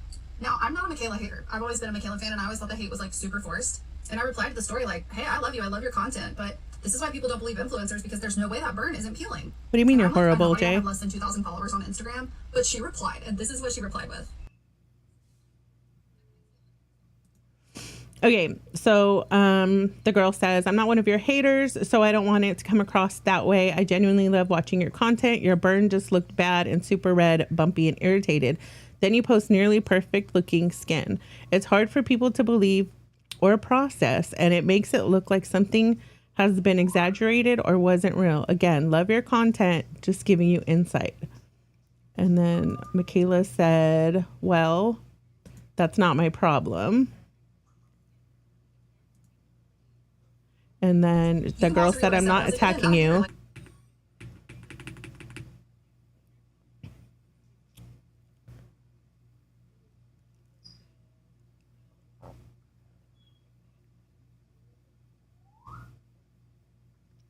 Sorry, guys. I had to like make a video and edit it because a lot of people were taking down their content. And I was like, fuck, dude.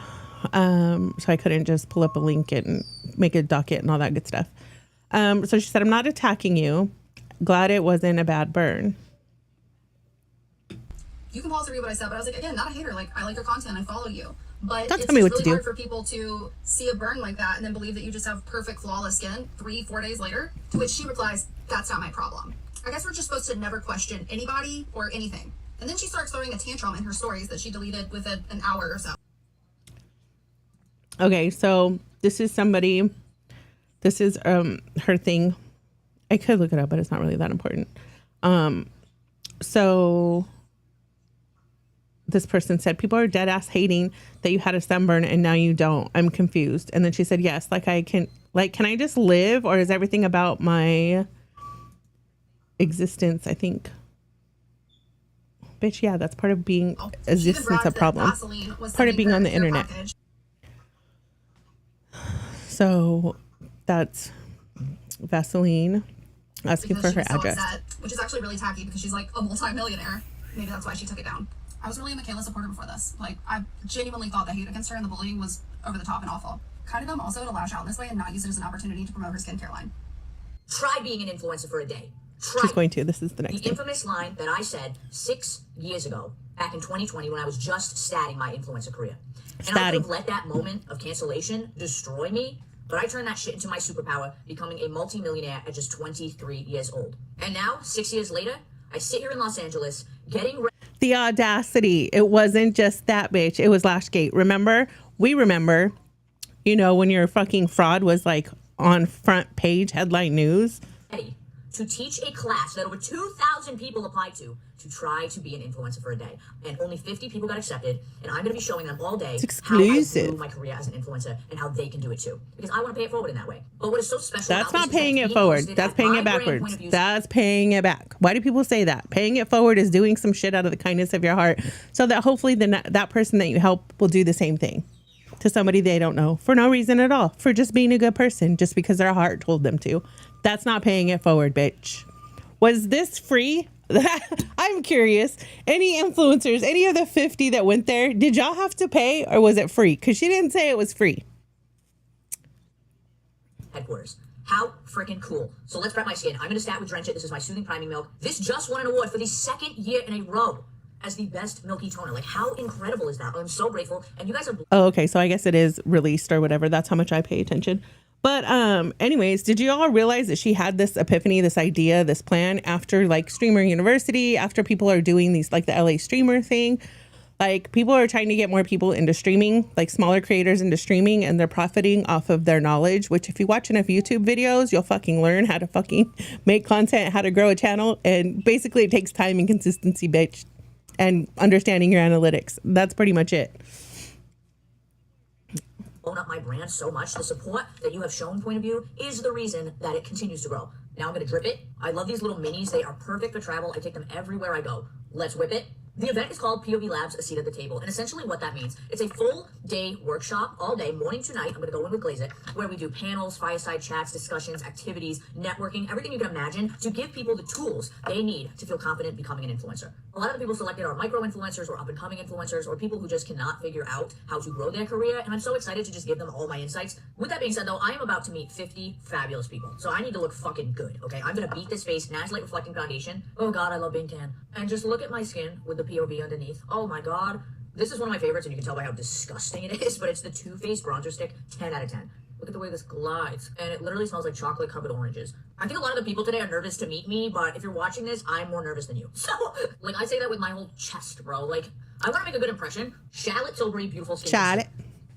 I am not getting over this skin. Okay, I'm adding powder bronzer. This is Polite Society. Dior blush in shade pink. Listen, I get that people think this career is easy, but if it was really that easy, everyone would be doing it. It is not as easy as you think to pick up a camera and share your life with the world. I've seen people try to do this career, and the minute that camera turns on, they fucking shut down. It takes a certain type of personality to get in front of a camera like this and fucking talk to yourself. And also not sound like a robot. When you're an influencer, you sacrifice things like privacy, personal space. People become very intrusive into your life. Sure, I believe in this. Okay, so she's saying people become intrusive into your life. Bitch, people only know what you put online. Where you fucked up is you went from being a makeup beauty creator to being a lifestyle creator.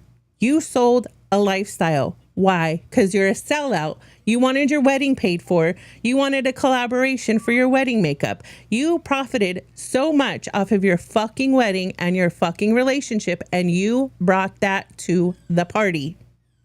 You don't want people to have opinions on shit? Don't give them something to have an opinion on. Plain and simple, cut and dry. She was a successful makeup creator. It's like you're going to do some shit and then just blame everybody else for what the fuck you did. You were in this game long enough to know if it's not online, they don't know about it. They can't say anything about it. I'm sure when you made that freaking decision to have your wedding be branded by Elf and all this other dumb shit that you did, you knew you were bringing your relationship and everything along the internet for a ride. You did it to yourself, bitch. I don't feel bad for you. Is it just me? Statement that anyone can be an influencer, but I don't believe in the statement that everyone can sustain it. Okay, I'm going to set my face with the Givenchy. Anyone can hit record. How do you turn it into a business? And everything I'm saying. The thing is, too, is how long has she been in the game? 3 to 5 years? That's not even a long time to be a content creator. There's people that have been in this game successfully for, when did YouTube start? Like 16 years ago, 17 years ago, 18 years ago. And they're still doing well. Yeah, I think you're speaking a little too soon. That's just me, though. Is what I'm going to be talking about in today's workshops. I'm going to brighten my face with the MCO Beauty Powder. You know I love a little highlighter. This is the Dior highlighter. Now I'm carving out my eyebrows. Bronze it in my crease. Curl my lashes. Then I'm gonna tight line. ABH liquid liner, I'm gonna do a cat eye. Okay, for the lips, Mario Travis, Lawless Daisy Girl lipstick. I have about 20 minutes till I have to leave, so let's go get dressed. I brought one outfit, and I didn't try it on, so let's brave. You're so brave. She's such a brave girly. So, more cow behavior. This is her bringing her new relationship online, parading her new man, her new bae online. She doesn't want your opinions about it. She just wants to parade him online. Is it for her? Is it for you, the follower? Is it for any random viewer? Is it for her ex-husband to see? What is it? The flex, though, is what has me like, what, bitch? She's straight up flexing how she had to give her mans a makeover, how she totally rebuilt him from the ground up. This is her flex. This is what she thinks is important. It's fucking disgusting. What's crazy is my dad was married 3 times. My mom was his second marriage and was supposedly the love of his life. And then he remarried after her. So when he got divorced from his 3rd marriage, what did he do? He told myself and my half-sister, tell your moms I'm single again. Well, my half-sister grew up in a fucked up household. Her dad was a loser. And he beat her mother, did all this crazy shit, knocked her teeth out. She was haggard. I don't know if they just drank or if they did rugs or all the things. But my dad ended up getting back with her, and her ex had knocked like half her teeth out. So my dad did the same thing. He gave her a complete makeover. So I nicknamed that bitch Jigsaw. So from now on, because he put that bitch all back together from the ground up. So from now on, that's how people are going to see her man. Like an ain't shit before her type of dude. And to a something now. That's so emasculating. So disrespectful. But she's Mikayla. But don't you dare have an opinion on it.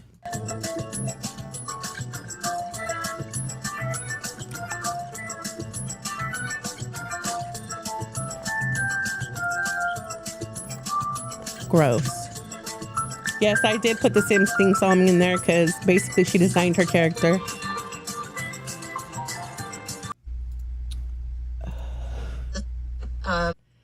Any fucking ways.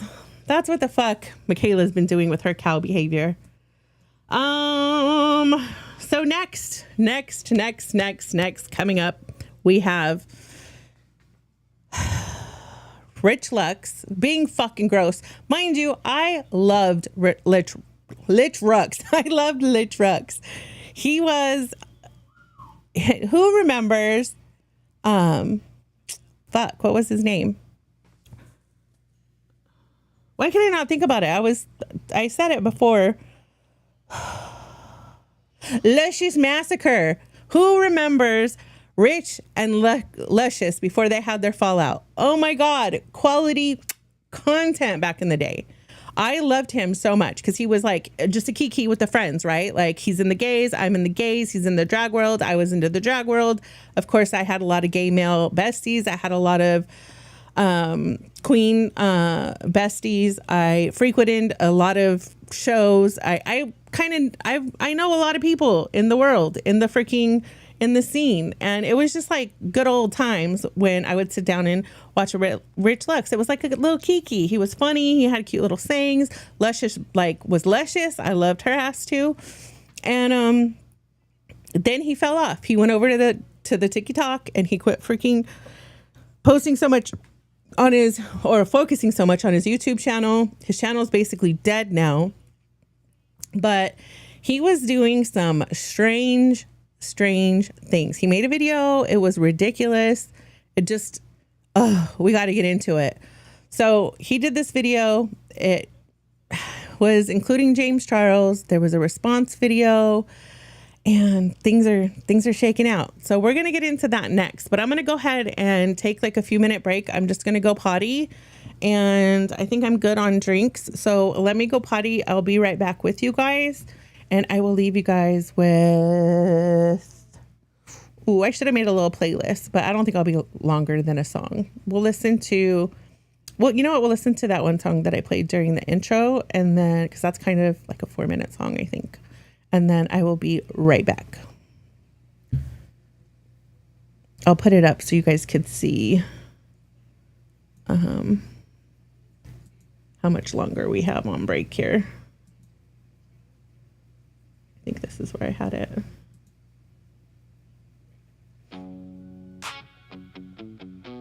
They said you can't talk like that and be Christian.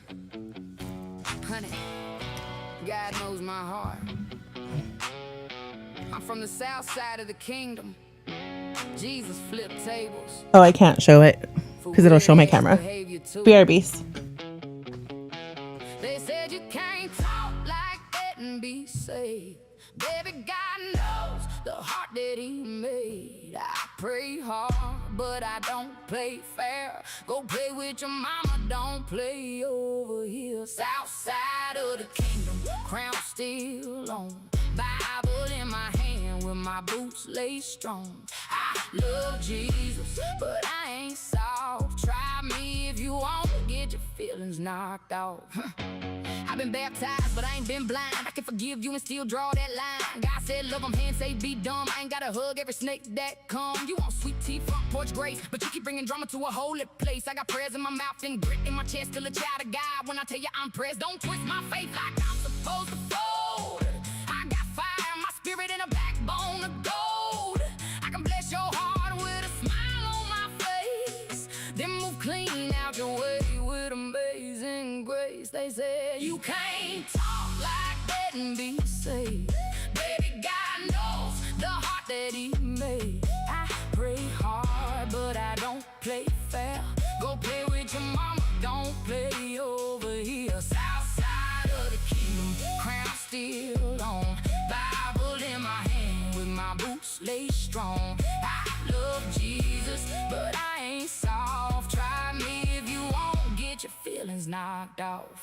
Jesus flipped tables when the spirit got loud, so don't act brand new when I clear me a crowd. Some of y'all holy with a mouth full of lies, quoting them verses while your side I ain't mine. I ain't your pew sitting quiet little saint. I got scars, I got stories, I got mud on my name, but heaven still hits me when I fall on my knees, and hell gets nervous when I find my peace. You call it attitude, I call it discernment. Learn the hard way every lesson I'm learning. I don't need perfect, I just need real. God saw the damage and he still let me heal. So bless your heart, baby, watch your mouth. I'm saved by grace with a little down south. I don't start mess, but I finish mine, and I sleep real good when I draw that line. They say you can't talk like that and be saved. Baby, God knows the heart that he made. I pray hard, but I don't play fair. Go play with your mama, don't play over here. South side of the kingdom, crown still on. Bible in my hand with my boots laid strong. I love Jesus, but I ain't soft. Try me if you want, get your feelings knocked off. I ain't perfect, I'm protected, still chosen, still respected. A little petty, still corrected, but the most high never disconnected. I got mercy, I got muscle, I got peace, I got hustle, I got angels in the struggle and a warning when I tell you don't touch me. Some folks think Christian means quiet and cute, like I can't have faith with a little bit of truth. But I know who I am when the whole room says God ain't confused by the way I swear. He know my heart, he know my pain, he know every tear that I turn into flame. He know every fake friend, every fake prayer, every wolf that smile like they care. So keep that judgment in your Sunday purse. I'm still covered when I'm at my worst. Queen with a cross and a mouth too bold. Southside kingdom with a sanctified soul. They say you can't talk like that and be saved. Baby, God knows the heart that he made. I pray hard, but I don't play fair. Go play with your mama, don't play over here. Southside of the kingdom, crown still on. Bible in my hand with my boots laid strong. I love Jesus, but I ain't soft. Try me if you won't, get your feelings knocked off. God knows my heart, he also knows I'm tired. Bless your heart, baby, now back up off me. All right. We're back. Beaches, if you're still in the kitchen, you're still in the shitter, grab a snack and come right on back, bitch. All right. I don't know about you, but my bladder feels better. Okay, so what we're going to do to start it off, what is this forward? Okay, I'm going to go ahead and pull up, let's see here. We're going to watch Rich's video first, Rich Lux. We're going to go ahead and watch most of it because it's a short video. And hell nah. I just want to say Paige Christie's the worst. Not that one. Okay. Let's go here. And let's find it here real quick. He is something else. Okay, I'm not monetized, but I do know a lot about YouTube just because I did want to grow my channel. So I've done a lot of research. I know a lot of people that are creators. So, and I think it's pretty public and pretty well known that in order to put, because you're always going to have an ad at the beginning and an ad at the end, right, for YouTube if it's a short video. But in order to have mid-roll ads, like an ad in the middle, your video has to be at least 8 minutes long. So he pulls the shady shit that everybody pulls when they're trying to get their watch time and they're trying to make their shmoney off doing as little work as possible. So he does this a lot, but he goes off in the middle of this video talking about something completely irrelevant that nobody really gives a shit about, just so that he can make his video 8 minutes. And this is another thing that he's fucking doing that it actually was pissing me off. I don't know if you guys know. See this video right here? Am I covering it? I'm covering it. Hold on real quick. I gotta change how I have this laid out real quick.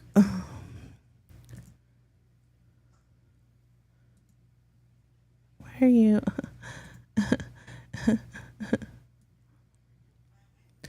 All right, let me move myself. Should I move myself up here? I think I'll move myself up here.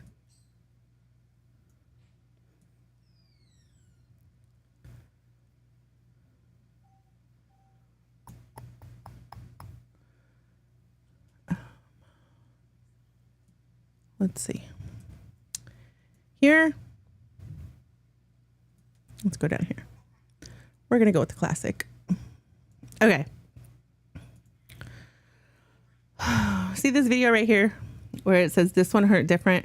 He has no makeup on and he's crying. So I don't know if you know his shtick, but it's basically he plays a character because he used to be really petty and a little bit mean during cancel culture.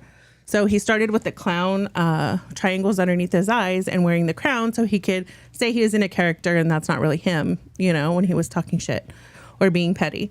But he recently, I want to say like within the past 3 years, went through like a semi breakup. He was seeing somebody who their relationship wasn't out publicly. But supposedly he got his heart broken. And so he came on and he cried about it. And he was really authentic, very relatable. It was a really good video. And you don't really get to see him be vulnerable in a lot of situations. But ever since he made that video and it hit, he's been doing this bullshit with the, oh, this one hurts different, or clickbaiting basically that another relationship has ended, which is lame.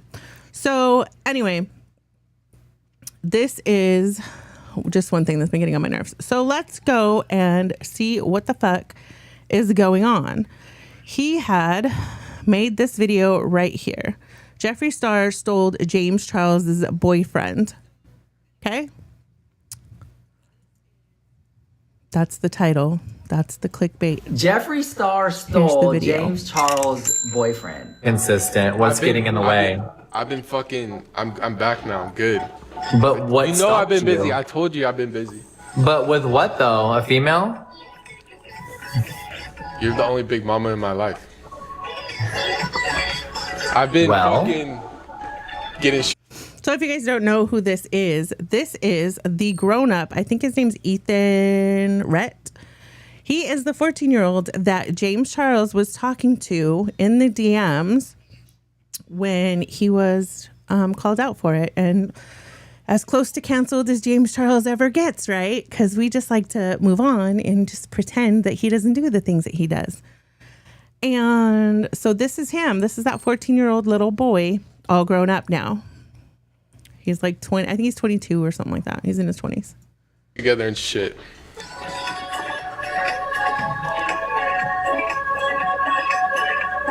Why are you looking at me like that? Yo, you a freak. You a freak.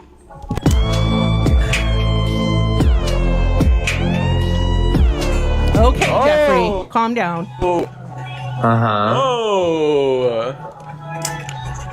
But yeah, no, I'm back. All right, I'm ready.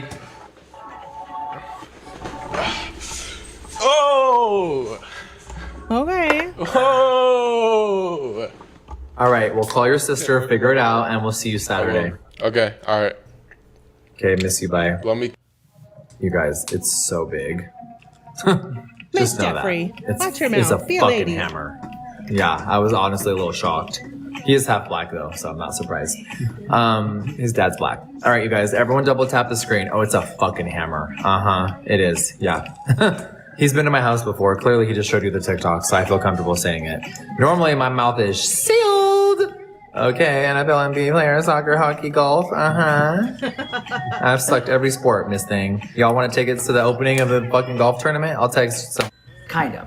The guy that James Charles always wanted, the guy that James Charles could never get, the guy that James Charles wanted so bad, Jefree Star had him and took him.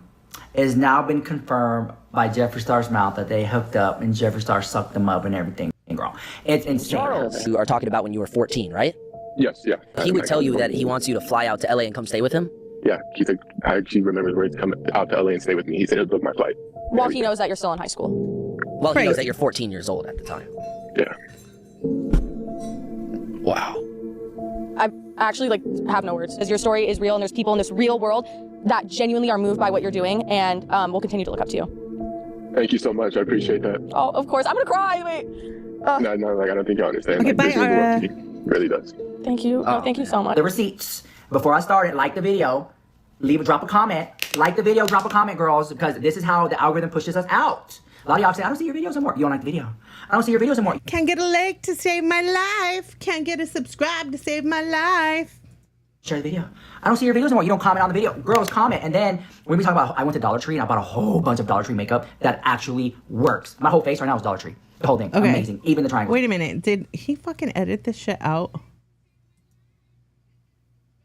Bitch. You better not have. I think I downloaded it anyways. Oh, wait. He talks about this later. Love, okay, love, love. I'll show you everything in a minute. Okay. I was shocked to say that. So basically they did hook up. Listen to this shit, bitches. Ethan has gone to his house before. There's a video, a TikTok that they made. Ethan showed it. And then that's why Jefree felt comfortable enough to confirm it. And Jefree Star said that it was big, it was built like a hammer, and blah, blah, blah, blah, blah. Right? And I was like, okay. All right. Okay, we'll see where we're going here. But see, Ethan Red was the guy that James Charles tried a hit on, and James Charles sent photos to. Ethan Red had came forward and said that James Charles had did all these things, sending him videos and photos and whatever, and that he was underage. Ethan Red was the guy that said that I was underage when James Charles was hitting on me. Now Ethan Red does only ceiling fans. O to the F. Really bad. Started getting super intense. He started saying he was going to ruin my career, go out and tell people I was gay. James Charles still has a platform in 2025 because the public refuses to stop feeding him one, period. Every time another boy comes forward saying he harassed them when they were underage, accusations he has openly admitted patterns of, people act shocked and ask, how does he still have a career? It's simple. You keep him relevant. The moment accountability starts catching up, a cute little trend pops up and everyone gets conveniently distracted. This week, it's people joking because a Maui Wowie singer happens to sound like James Charles. Suddenly, his old singing clips are going viral again. And guess who's in the comments? James himself, giggling and replying, wow, I thought that was AI. Oh, so he is online, just not when Ethan speaks out again. Ethan has been coming forward for years. His videos get mass reported, taken down, pushed off the algorithm. And every time he tries to talk about what happened, James quietly reappears with a meme, a trend, a distraction. And the public eats it up. This isn't an algorithm problem. This isn't a mystery. It's a cultural rot. If you laugh at the memes, boost the trends, or treat him like a joke character instead of someone accused by multiple minors, you are part of the reason he thrives. Videos, right? Maybe, it's interesting because it's not like Ethan Red's just so innocent and sweet. Like, I would never do those things, right? It's just like he just had to get there in age, right? I think Ethan Red maybe has always been a little freaky, you know what I'm saying? What? And down for the coin or whatever the case may be. What? This is what's weird. This is what's creepy. This is creeper fucking behavior. This is LOLCOW behavior. The fuck? One more again. Like Ethan Rhett is so innocent and sweet. Like I would never do those things, right? It's just like he just had. He's saying it's not like Ethan Rhett was innocent and sweet. Okay, so he was 14 years old. We get that. I think he's trying to say is that he wasn't just being gay for pay for James Charles, that maybe he is in fact gay now that he's in his 20s, or that he's been bi or whatever. It wasn't just a phase. I don't know what he means by this whole whatever. He was innocent and sweet. He was a child. There in age. And mind you, okay, I'm an unk. So there's a lot of people in my generation and older that don't see a problem with age gaps, right? And I can see now why it's a big deal. And I don't, and I'll be the first to admit, when I was a teenager, I dated older people, hence being a freaking teen mom, right? Because guys my age were fucking boring. They didn't have cars. They didn't have jobs. They couldn't take me out. They couldn't do the things that I wanted to do when I was in fucking high school. So I pursued older men. That's just what I did. But that doesn't make it right. That doesn't make me right. It doesn't make it right because I pursued the adult, right? Like the adult has the final say. You're more experienced. You know what the fuck you're doing, right? But also when I try to think about it and I try to compare like why some age gaps were more appropriate back then, I think that context matters in everything, right? So like Gen Xers and I don't know, whatever generations are before that, we were fucking different, dude. Like we came home from school. We had no adult supervision. We were latchkey kids. We pretty much were fucking raised and grown and raising our siblings. Like we definitely had a lot more maturity compared to kids, because that's what we are. That's what we were at the same age now, right? Like if you take a 12 or 13-year-old now that's been raised with like gentle parenting, attachment parenting, who have like a mom at home, they just lead different lives. So I think that a lot of people were more mature, but still at the end of the day, still kids. Just different mentality, different life experience. And we grew up way too fast. When everybody was telling us, you're growing up way too fast, we did, but we kind of had to. So it was like, we have to grow up. We have to take care of a home. We have to clean the home. We have to cook. Sometimes we have to raise your kids. But when you want to tell me who to go out with, you want me to not act grown?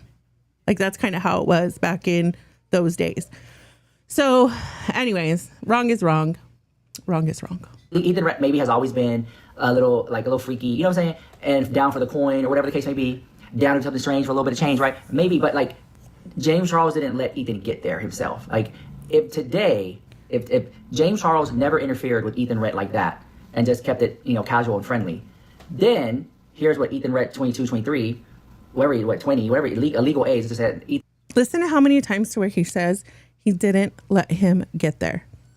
This is what you're doing wrong, Rich. Not that this will ever get to you, but this is what, in my opinion, he's fucking doing wrong. He does not understand. He's thinking out loud. He's saying the quiet part out loud. He is implying that just wait around till they're old enough. He's implying that you just groom them. It's okay. You just groom them. No big deal. Just wait. Get there. All you got to do is get there. No, it's not all you got to do is get there. You don't keep talking to the person. You don't whatever. Oh, I'm sorry. You're under this age. I got to go. I have no business talking to you. It's not legal age. Then James Charles could have been like, hey, I've been talking to you all this time. You know what I'm saying? But like James Charles was moving too fast. The grooming? Let him get there. Let me get there. He didn't let him get there. James could have let him get there. He could have been like, I've been talking to you all this time. He doesn't get it in his brain. And you'll see when you watch his response to Paige Christie calling him out. Cook. James Charles didn't let Ethan Rhett cook. You didn't let him cook. Then James Charles could have been like, hey, I've been talking to you all this time. You know what I'm saying? But then here's what Ethan Rhett, 22, 23, whatever, 20, whatever, illegal age, just said Ethan Rhett is not legal age.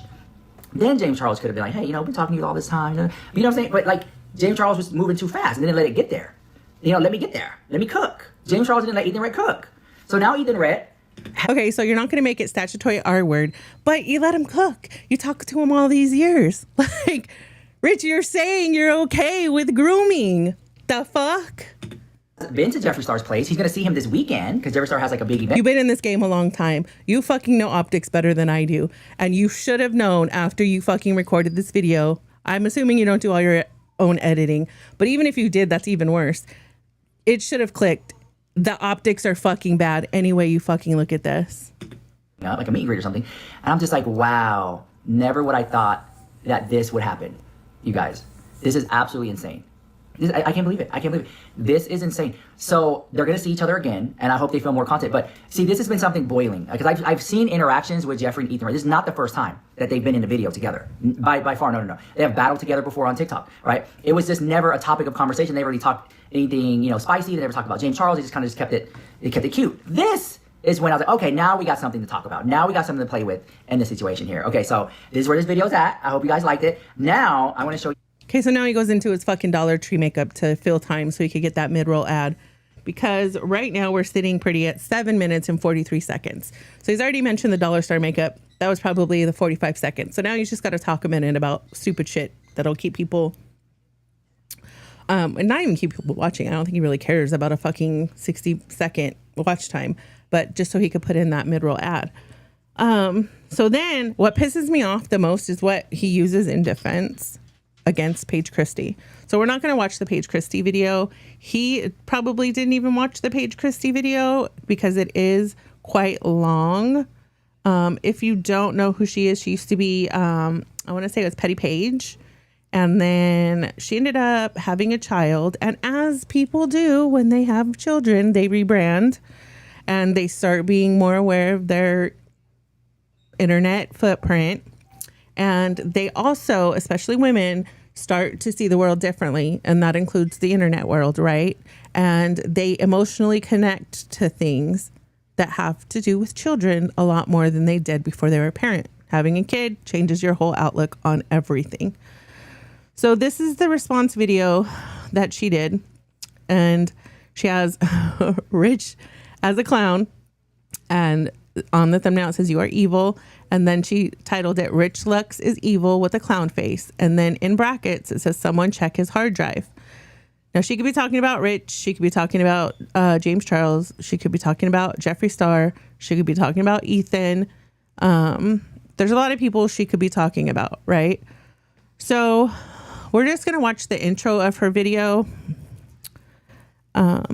Actually, no, you know what we'll do? We'll watch Rich's response, because this is the part that pissed me off, and then I'll just close it with the intro to her video so you guys can see. See, where's it out?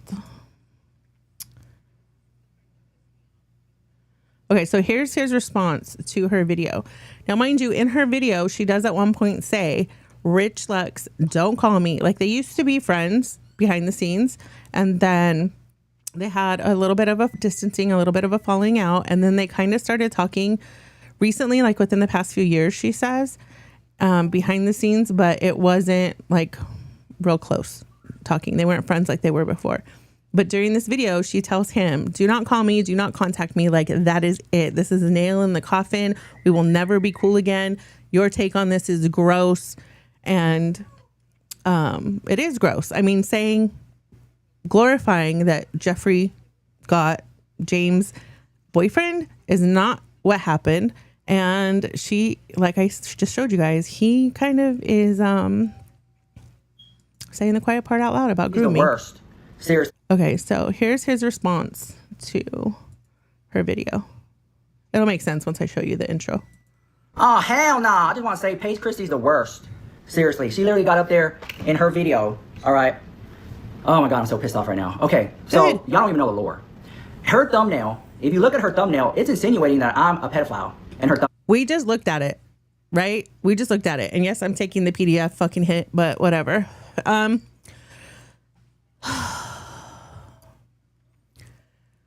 This is him playing the fucking victim.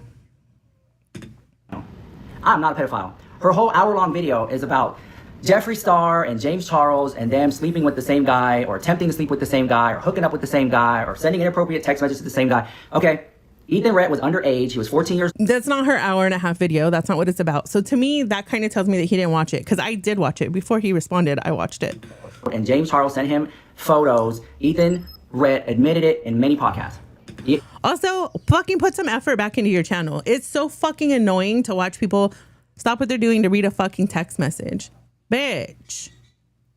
Like, YouTube made you all this fucking money, and this is the content that you give back? Gross. And I have an exclusive interview with him. Now he's of age, and Jefree Star hooked up with him. There's photos now. He's of age, right? The thing is, in my video, passively, candidly, just, you know, shooting shit, I was like, James Charles' boyfriend is now with Jefree Star, right? It's not that serious to me when I make the videos. Paige Christie knows. He's missing the whole point, dude. The whole fucking point. Never did he say, I said let him cook. I da-da-da-da. Known me for like 15 years now. He's We got stuck on the personal phone boyfriend calls. thing. She knows like my character.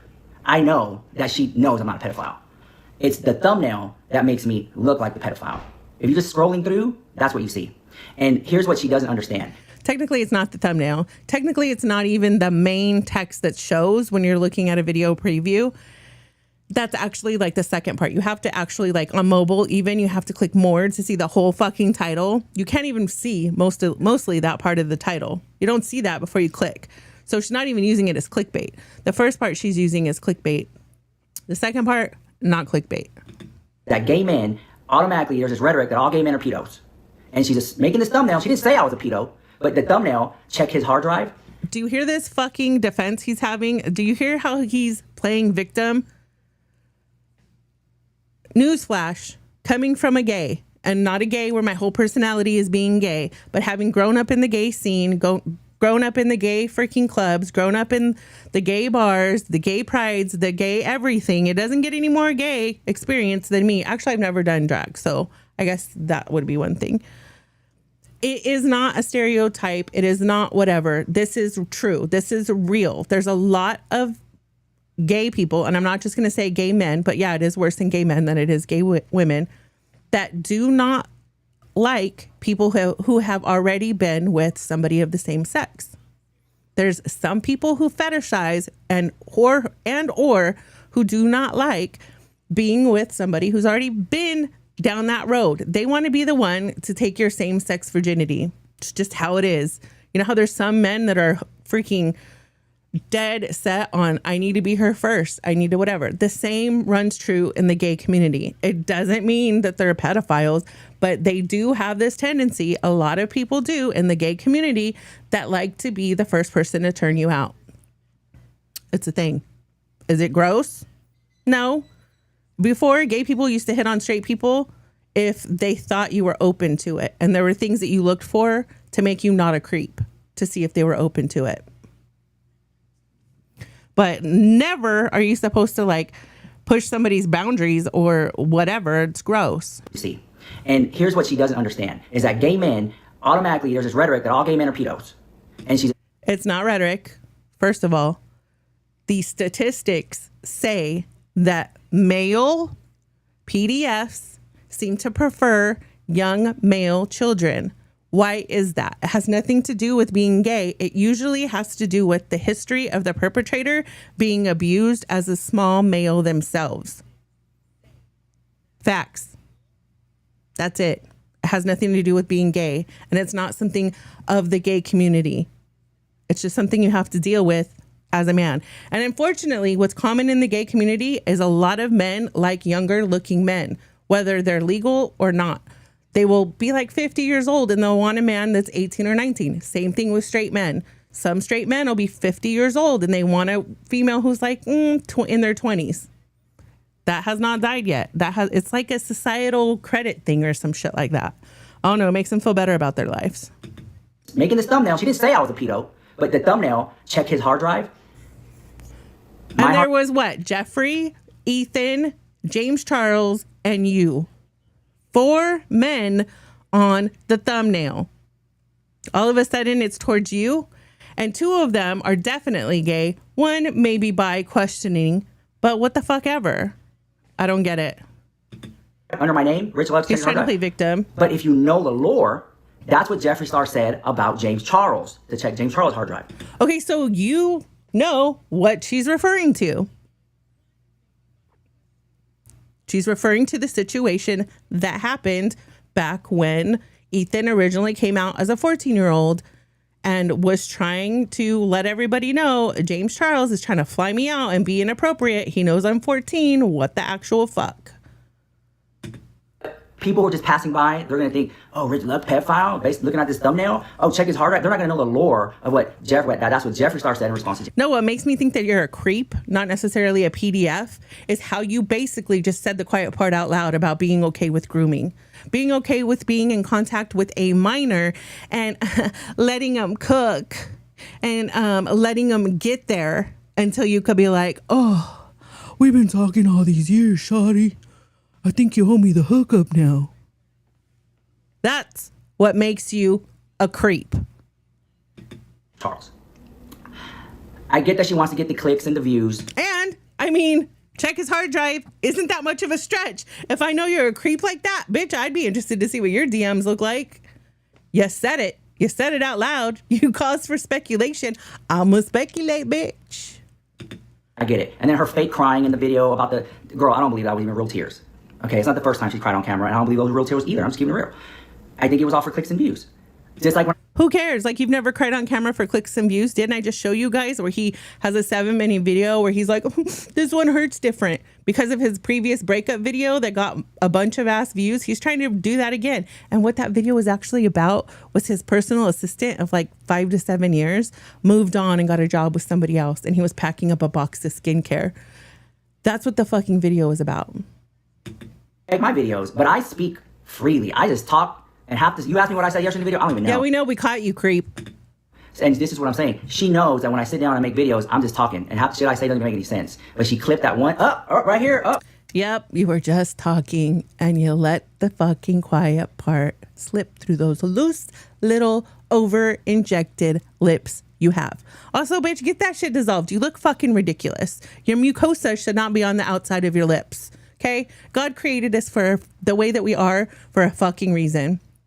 That mucosa, that thing that makes slime in your mouth, in a lot of your areas, supposed to be protected by the innards of your body, your mouth, your vagina, your butt, whatever. Okay. We make that into a video, put my 1-hour video. If you really truly cared about pedos and predators and things like that, you wouldn't have put me in the thumbnail because I have nothing to do with that. But it would have been more about Jefree Star and James Charles and the fact that Jefree Star is now talking to the guy that said James Charles sent him inappropriate photos when he was 14 years old and tried to fly him out at 14 years old. Like, that should have been the premise of the thumbnail in the video. But instead... No, because what you did was more gross than Jefree going back and dating an adult who James Charles had tried to be inappropriate with at a young age. That's the story. You're the story, and you made it that fucking way, creeper. You take your friend that you made money off of, and you put him in the thumbnail, alluding, because that's how I feel when I see it, and that's my truth. When I see that thumbnail, that's how I see it, that you're basically assuming to your audience that I'm a pedophile. That's why I see the thumbnail, and that's not okay. The thumbnail was bullshit. I don't even care if the video was great. The thumbnail was bullshit. The fact that you've made money off me through the years, the fact that you're putting me in that thumbnail, not even, if you would have asked me, hey, can I put you in the thumbnail alluding that you're a pedo, I'd probably be like, yeah, girl, get the clicks and views. How many views did we get? But the fact that you just did it like that. Okay, so it's okay for coin. So you're being upset. You're using the gay card. I'm a gay male. You can't do this to me because I'm a gay male, and nobody knows what it's like to be a gay male and have to live with this. But it's okay. If you would have called me, I would have been like, girl, get that coin. So what is this about, really? And you don't care. You don't see it from a gay man's perspective because you're not a gay man. It's just like the racist thing. You can't be offensive to somebody being racist because you're not a black woman. Don't fight our fights. Don't whatever. No, if somebody's exhibiting gross behavior around me, I don't care if it's racist or it's whatever. I'm not going to try and change that person because we all have our different contexts. They might have a reason for being racist that I don't know. They might have had a young daughter that was gang R-worded by a certain race, and now they don't like that race. That's their problem. That's their prerogative. But what I can do as a white woman, as anybody with moral system, is say, I don't get down with that behavior. I don't want it around me. So keep a lid on that when you're around me. You don't have to change the world, but you can make sure that shit doesn't happen in your motherfucking life, your time, your energy, your space. Why'd you take away your message, Jay?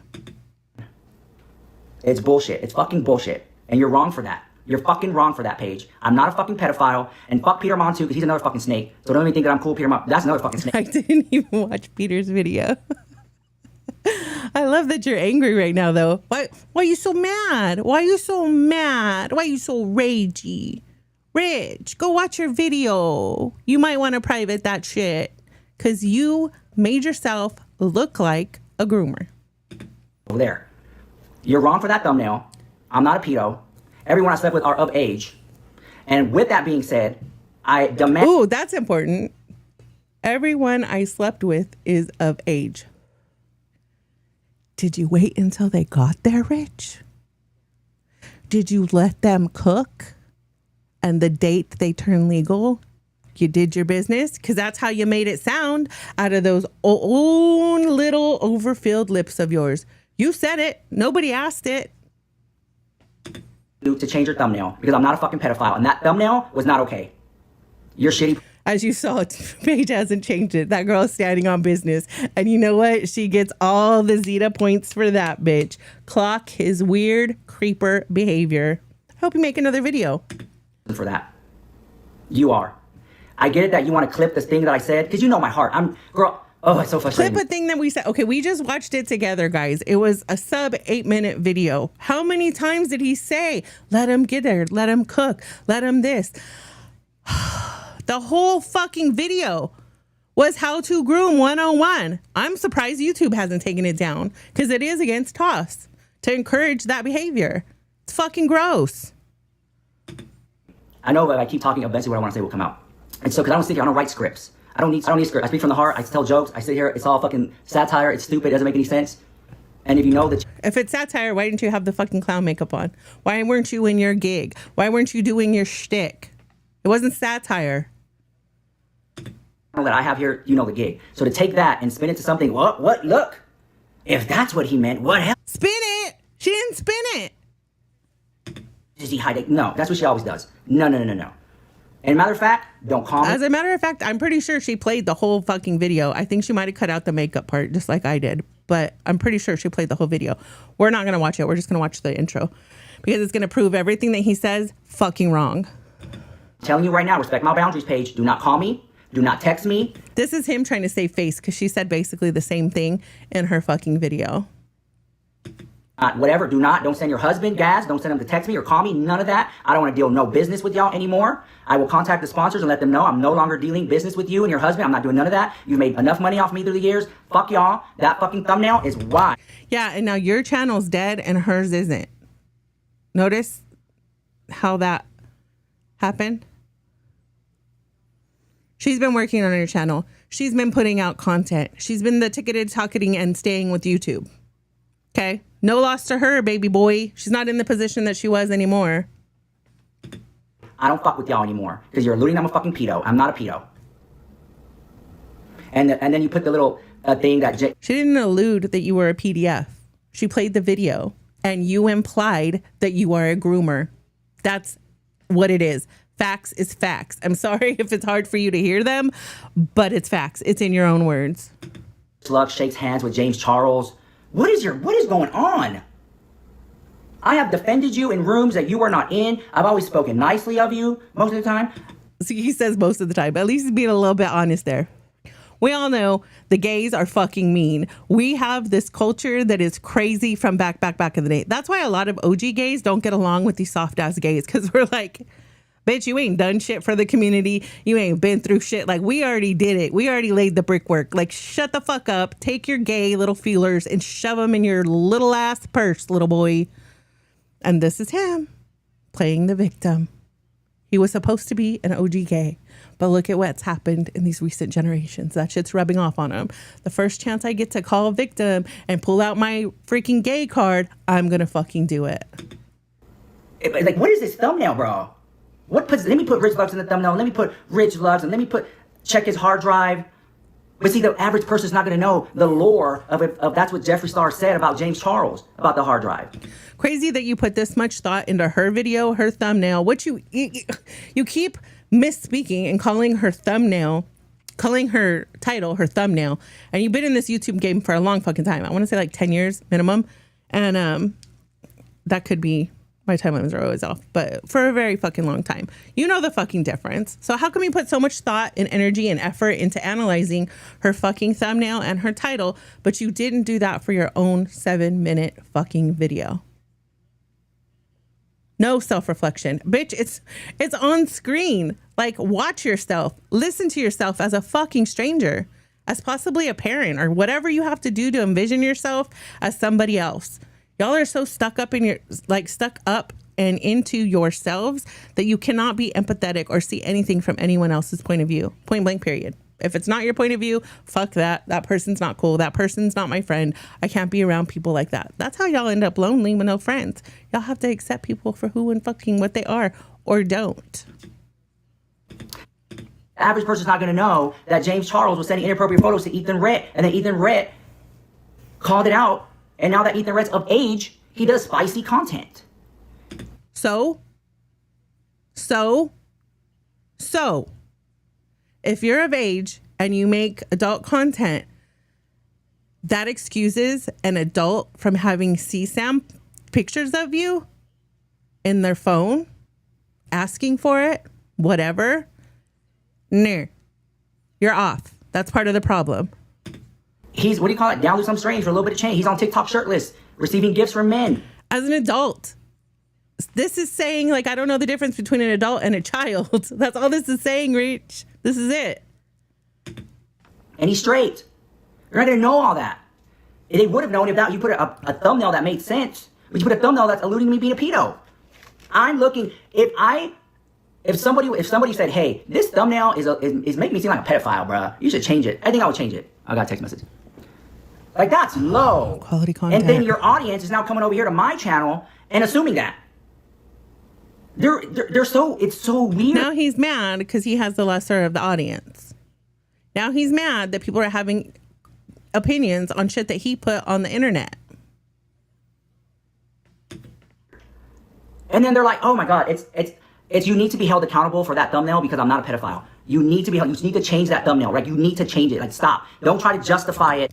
Paige, nor any other creator, is responsible for the own things that go on in your own little head. You're the one making that correlation. You're the one making that connection. You just drew it all out for us. And now you want her to change some shit because of the way you feel about it? Maybe you should change your content and take that shit down and then politely ask her to freaking edit her video. This ain't the way to go about it. Crazy. Yeah. In my opinion, my conspiracy allegedly to use one of his shits, you should be fucking apologizing. You should be in tears without the fucking triangles. You should be like, I don't know what I was saying. Bitch, you should have. There's a lot of shit that you should do. But it's crazy. People don't care. Don't you? I'm telling you right now, I'm not a pedophile. Change the fucking thumbnail page. Seriously, stop. Like, that was not, stop, fucking stop. It's not. You just said who she was talking about. Why should she have to change it? Not okay, stop. Whatever gets her clicks you don't and understand views. The harms of Do you want to collect on some of that coin? Maybe if she tells you, okay, Rich, I'll give you 25% of whatever that video earns. Would you be okay with it then? You just said you would. Gay man, a pedophile that is not a pedophile. And you'll probably never understand that. Because you don't live this life. Again, that's why it's bad for James Charles when he was sending Ethan Rhett inappropriate photos and videos. And I understand. And to the people in the comments, they're probably going to write the comment without even watching the video. They're going to sit here and they're going to be like, well, you know, don't you think that, you know, it's not right that Jefree Star is now hooking up with Ethan Rhett and he's barely 18, or he's not 18, I think he's 20 now. He's 20. Isn't it like the same thing? The guy is of age now. He's an adult. So the age of consent or whatever, it's of age. Yeah, it's a little creepy, but I see rich old men with 19, 20-year-old, 21-year-old girlfriends all the time. It's just reverse now. In this situation, yeah, it is a big age difference. I'm not dumb. Hello. Agreed. The fact that Jefree Star Jefree Star, 40 years old, has a 21-year-old boyfriend. I get the gig. I also know Jefree. I think that it's all staged for clicks and views. But for you to then put me in the thumbnail instead of questioning that with Jefree, like, come on. Like, you just missed the point. The point was Jefree Star dating a 20. See, guys, staged for clicks and views. Quit wasting your fucking time on this motherfucking tickety talk. Bring your ass back over to YouTube where you get to know people. And creators. Be like We need to bring back the old YouTube where just regular people, regular schmegular people picked up their camera, picked up their cell phone and started a YouTube channel. That's the kind of content that I like to watch. I like to watch these micro channels before everybody figures out all the freaking toss and all the things and all that kind of stuff. I love it. I love it so much. And with YouTube being so overproduced and so many networks and this and that, like, I can't wait for the day for YouTube to kind of have more people who are just being themselves. I'm so over the fakeness. I'm so over the production. Like, I get it. YouTube is now a lot of people's TV, but me as a YouTube viewer, I like to watch like produced shows, but more I like the old school YouTube. Boy, a 40-year-old man dating a 21-year-old boy or man, whatever you want to say it, that is the same guy who called out James Charles. That's the premise that you should have kept it on. I should not have been in that thumbnail. And you're a shitty person for that. And fuck off. Okay. Oh, hell. So that's what he was saying. So he was basically saying that unless you watch the hour-long video of Paige Christie, that you're just going to assume that he was a PDF and that nobody's going to watch an hour-long video. Not a lot of people watch that. He would tell you that he... So he's saying that the majority of people are just going to see the title and the thumbnail and assume he's a PDF because nobody's going to watch it's 51 minutes and 57 seconds long. So let me just show you guys that they don't have to watch that. Just click the intro. That's it, which is what a lot of people are going to do that have the short-term memory spans. Click the video, press play. Jefree Star stole James Charles's boyfriend. You clown.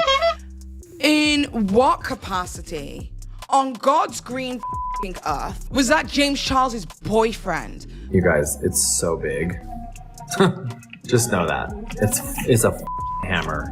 Yeah, I was honestly a little shocked. The guy that James Charles always wanted, the guy that James Charles could never get. Because he was a child! Because he was a child! Am I losing my mind? Because he was a kid! The person... Here we are, 30 seconds in, and you can kind of tell exactly what the video is about. She did a great job editing, or her team did, this intro. Always wanted but couldn't get because he was a child! He was a child! But I promise you, I'm 14 years old. I told him. That's Ethan. My age. It's not like Ethan Red's just so innocent and sweet. Like, I would never do those things, right? It's just like he just had to get there in age, right? I think Ethan Red... That's disgusting. Talking about... Did she say the P word? Did she say anything? She said exactly what I thought. It's fucking gross that he said repeatedly, let him get there. You were 14, right? Yes, yeah. He would tell you that he wants you to fly out to LA and come stay with him? Yeah, she said she remembers where it's come out to LA and stay with me. He said he'll book my flight. Well, he knows that you're still in high school. Well, he knows that you're 14 years old at the time. Yeah. Why are you looking at me like that? Yo, you a freak. You a freak.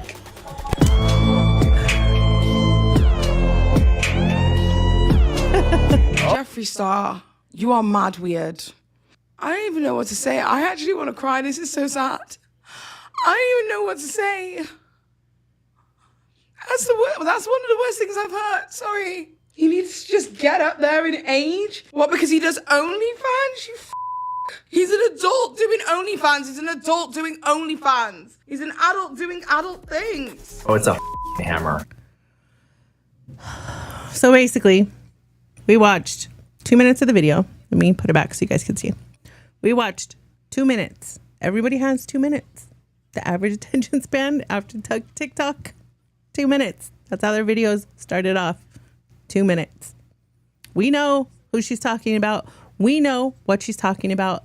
And we know what she has a problem with. She made it very clear what was disgusting. And it was the comment that he said, let him cook. Let him get there. So yeah, she got emotional about it. Who cares whether Jefree and Ethan are doing it for clicks and views? If they are, Lord, people are dumb. I know none of my fucking Z-types are over there wasting their time, but that is what it is. This shit's crazy. Anyways, people, I need to thank you for being here with me for this long time. I appreciate you spending your most valuable asset with me, your time hanging out with me. I had fun. I am going to start streaming a little bit more frequently, or do pre-recorded content. Ugh. Hello, Zitas. Talk, speak, words, come out. You guys, like I said, if you ever need a reality check on who is actually making sense and not making sense on the internet, well, you know where to find me. All that being said, hit the like button if you actually have a working brain. Subscribe so you don't miss the next truth bomb, and drop a comment letting me know the most obvious fake story time you've seen this week. Go ahead and hype it up if you have that option on your mobile. I know you only get so many, but please, please, please share the stream. Help watch my videos while you're going to sleep. Give me some watch time because your girl really needs it. Until next time, stay smart, or at least pretend to be. I love you so much, and I will see you when I see you. Peace.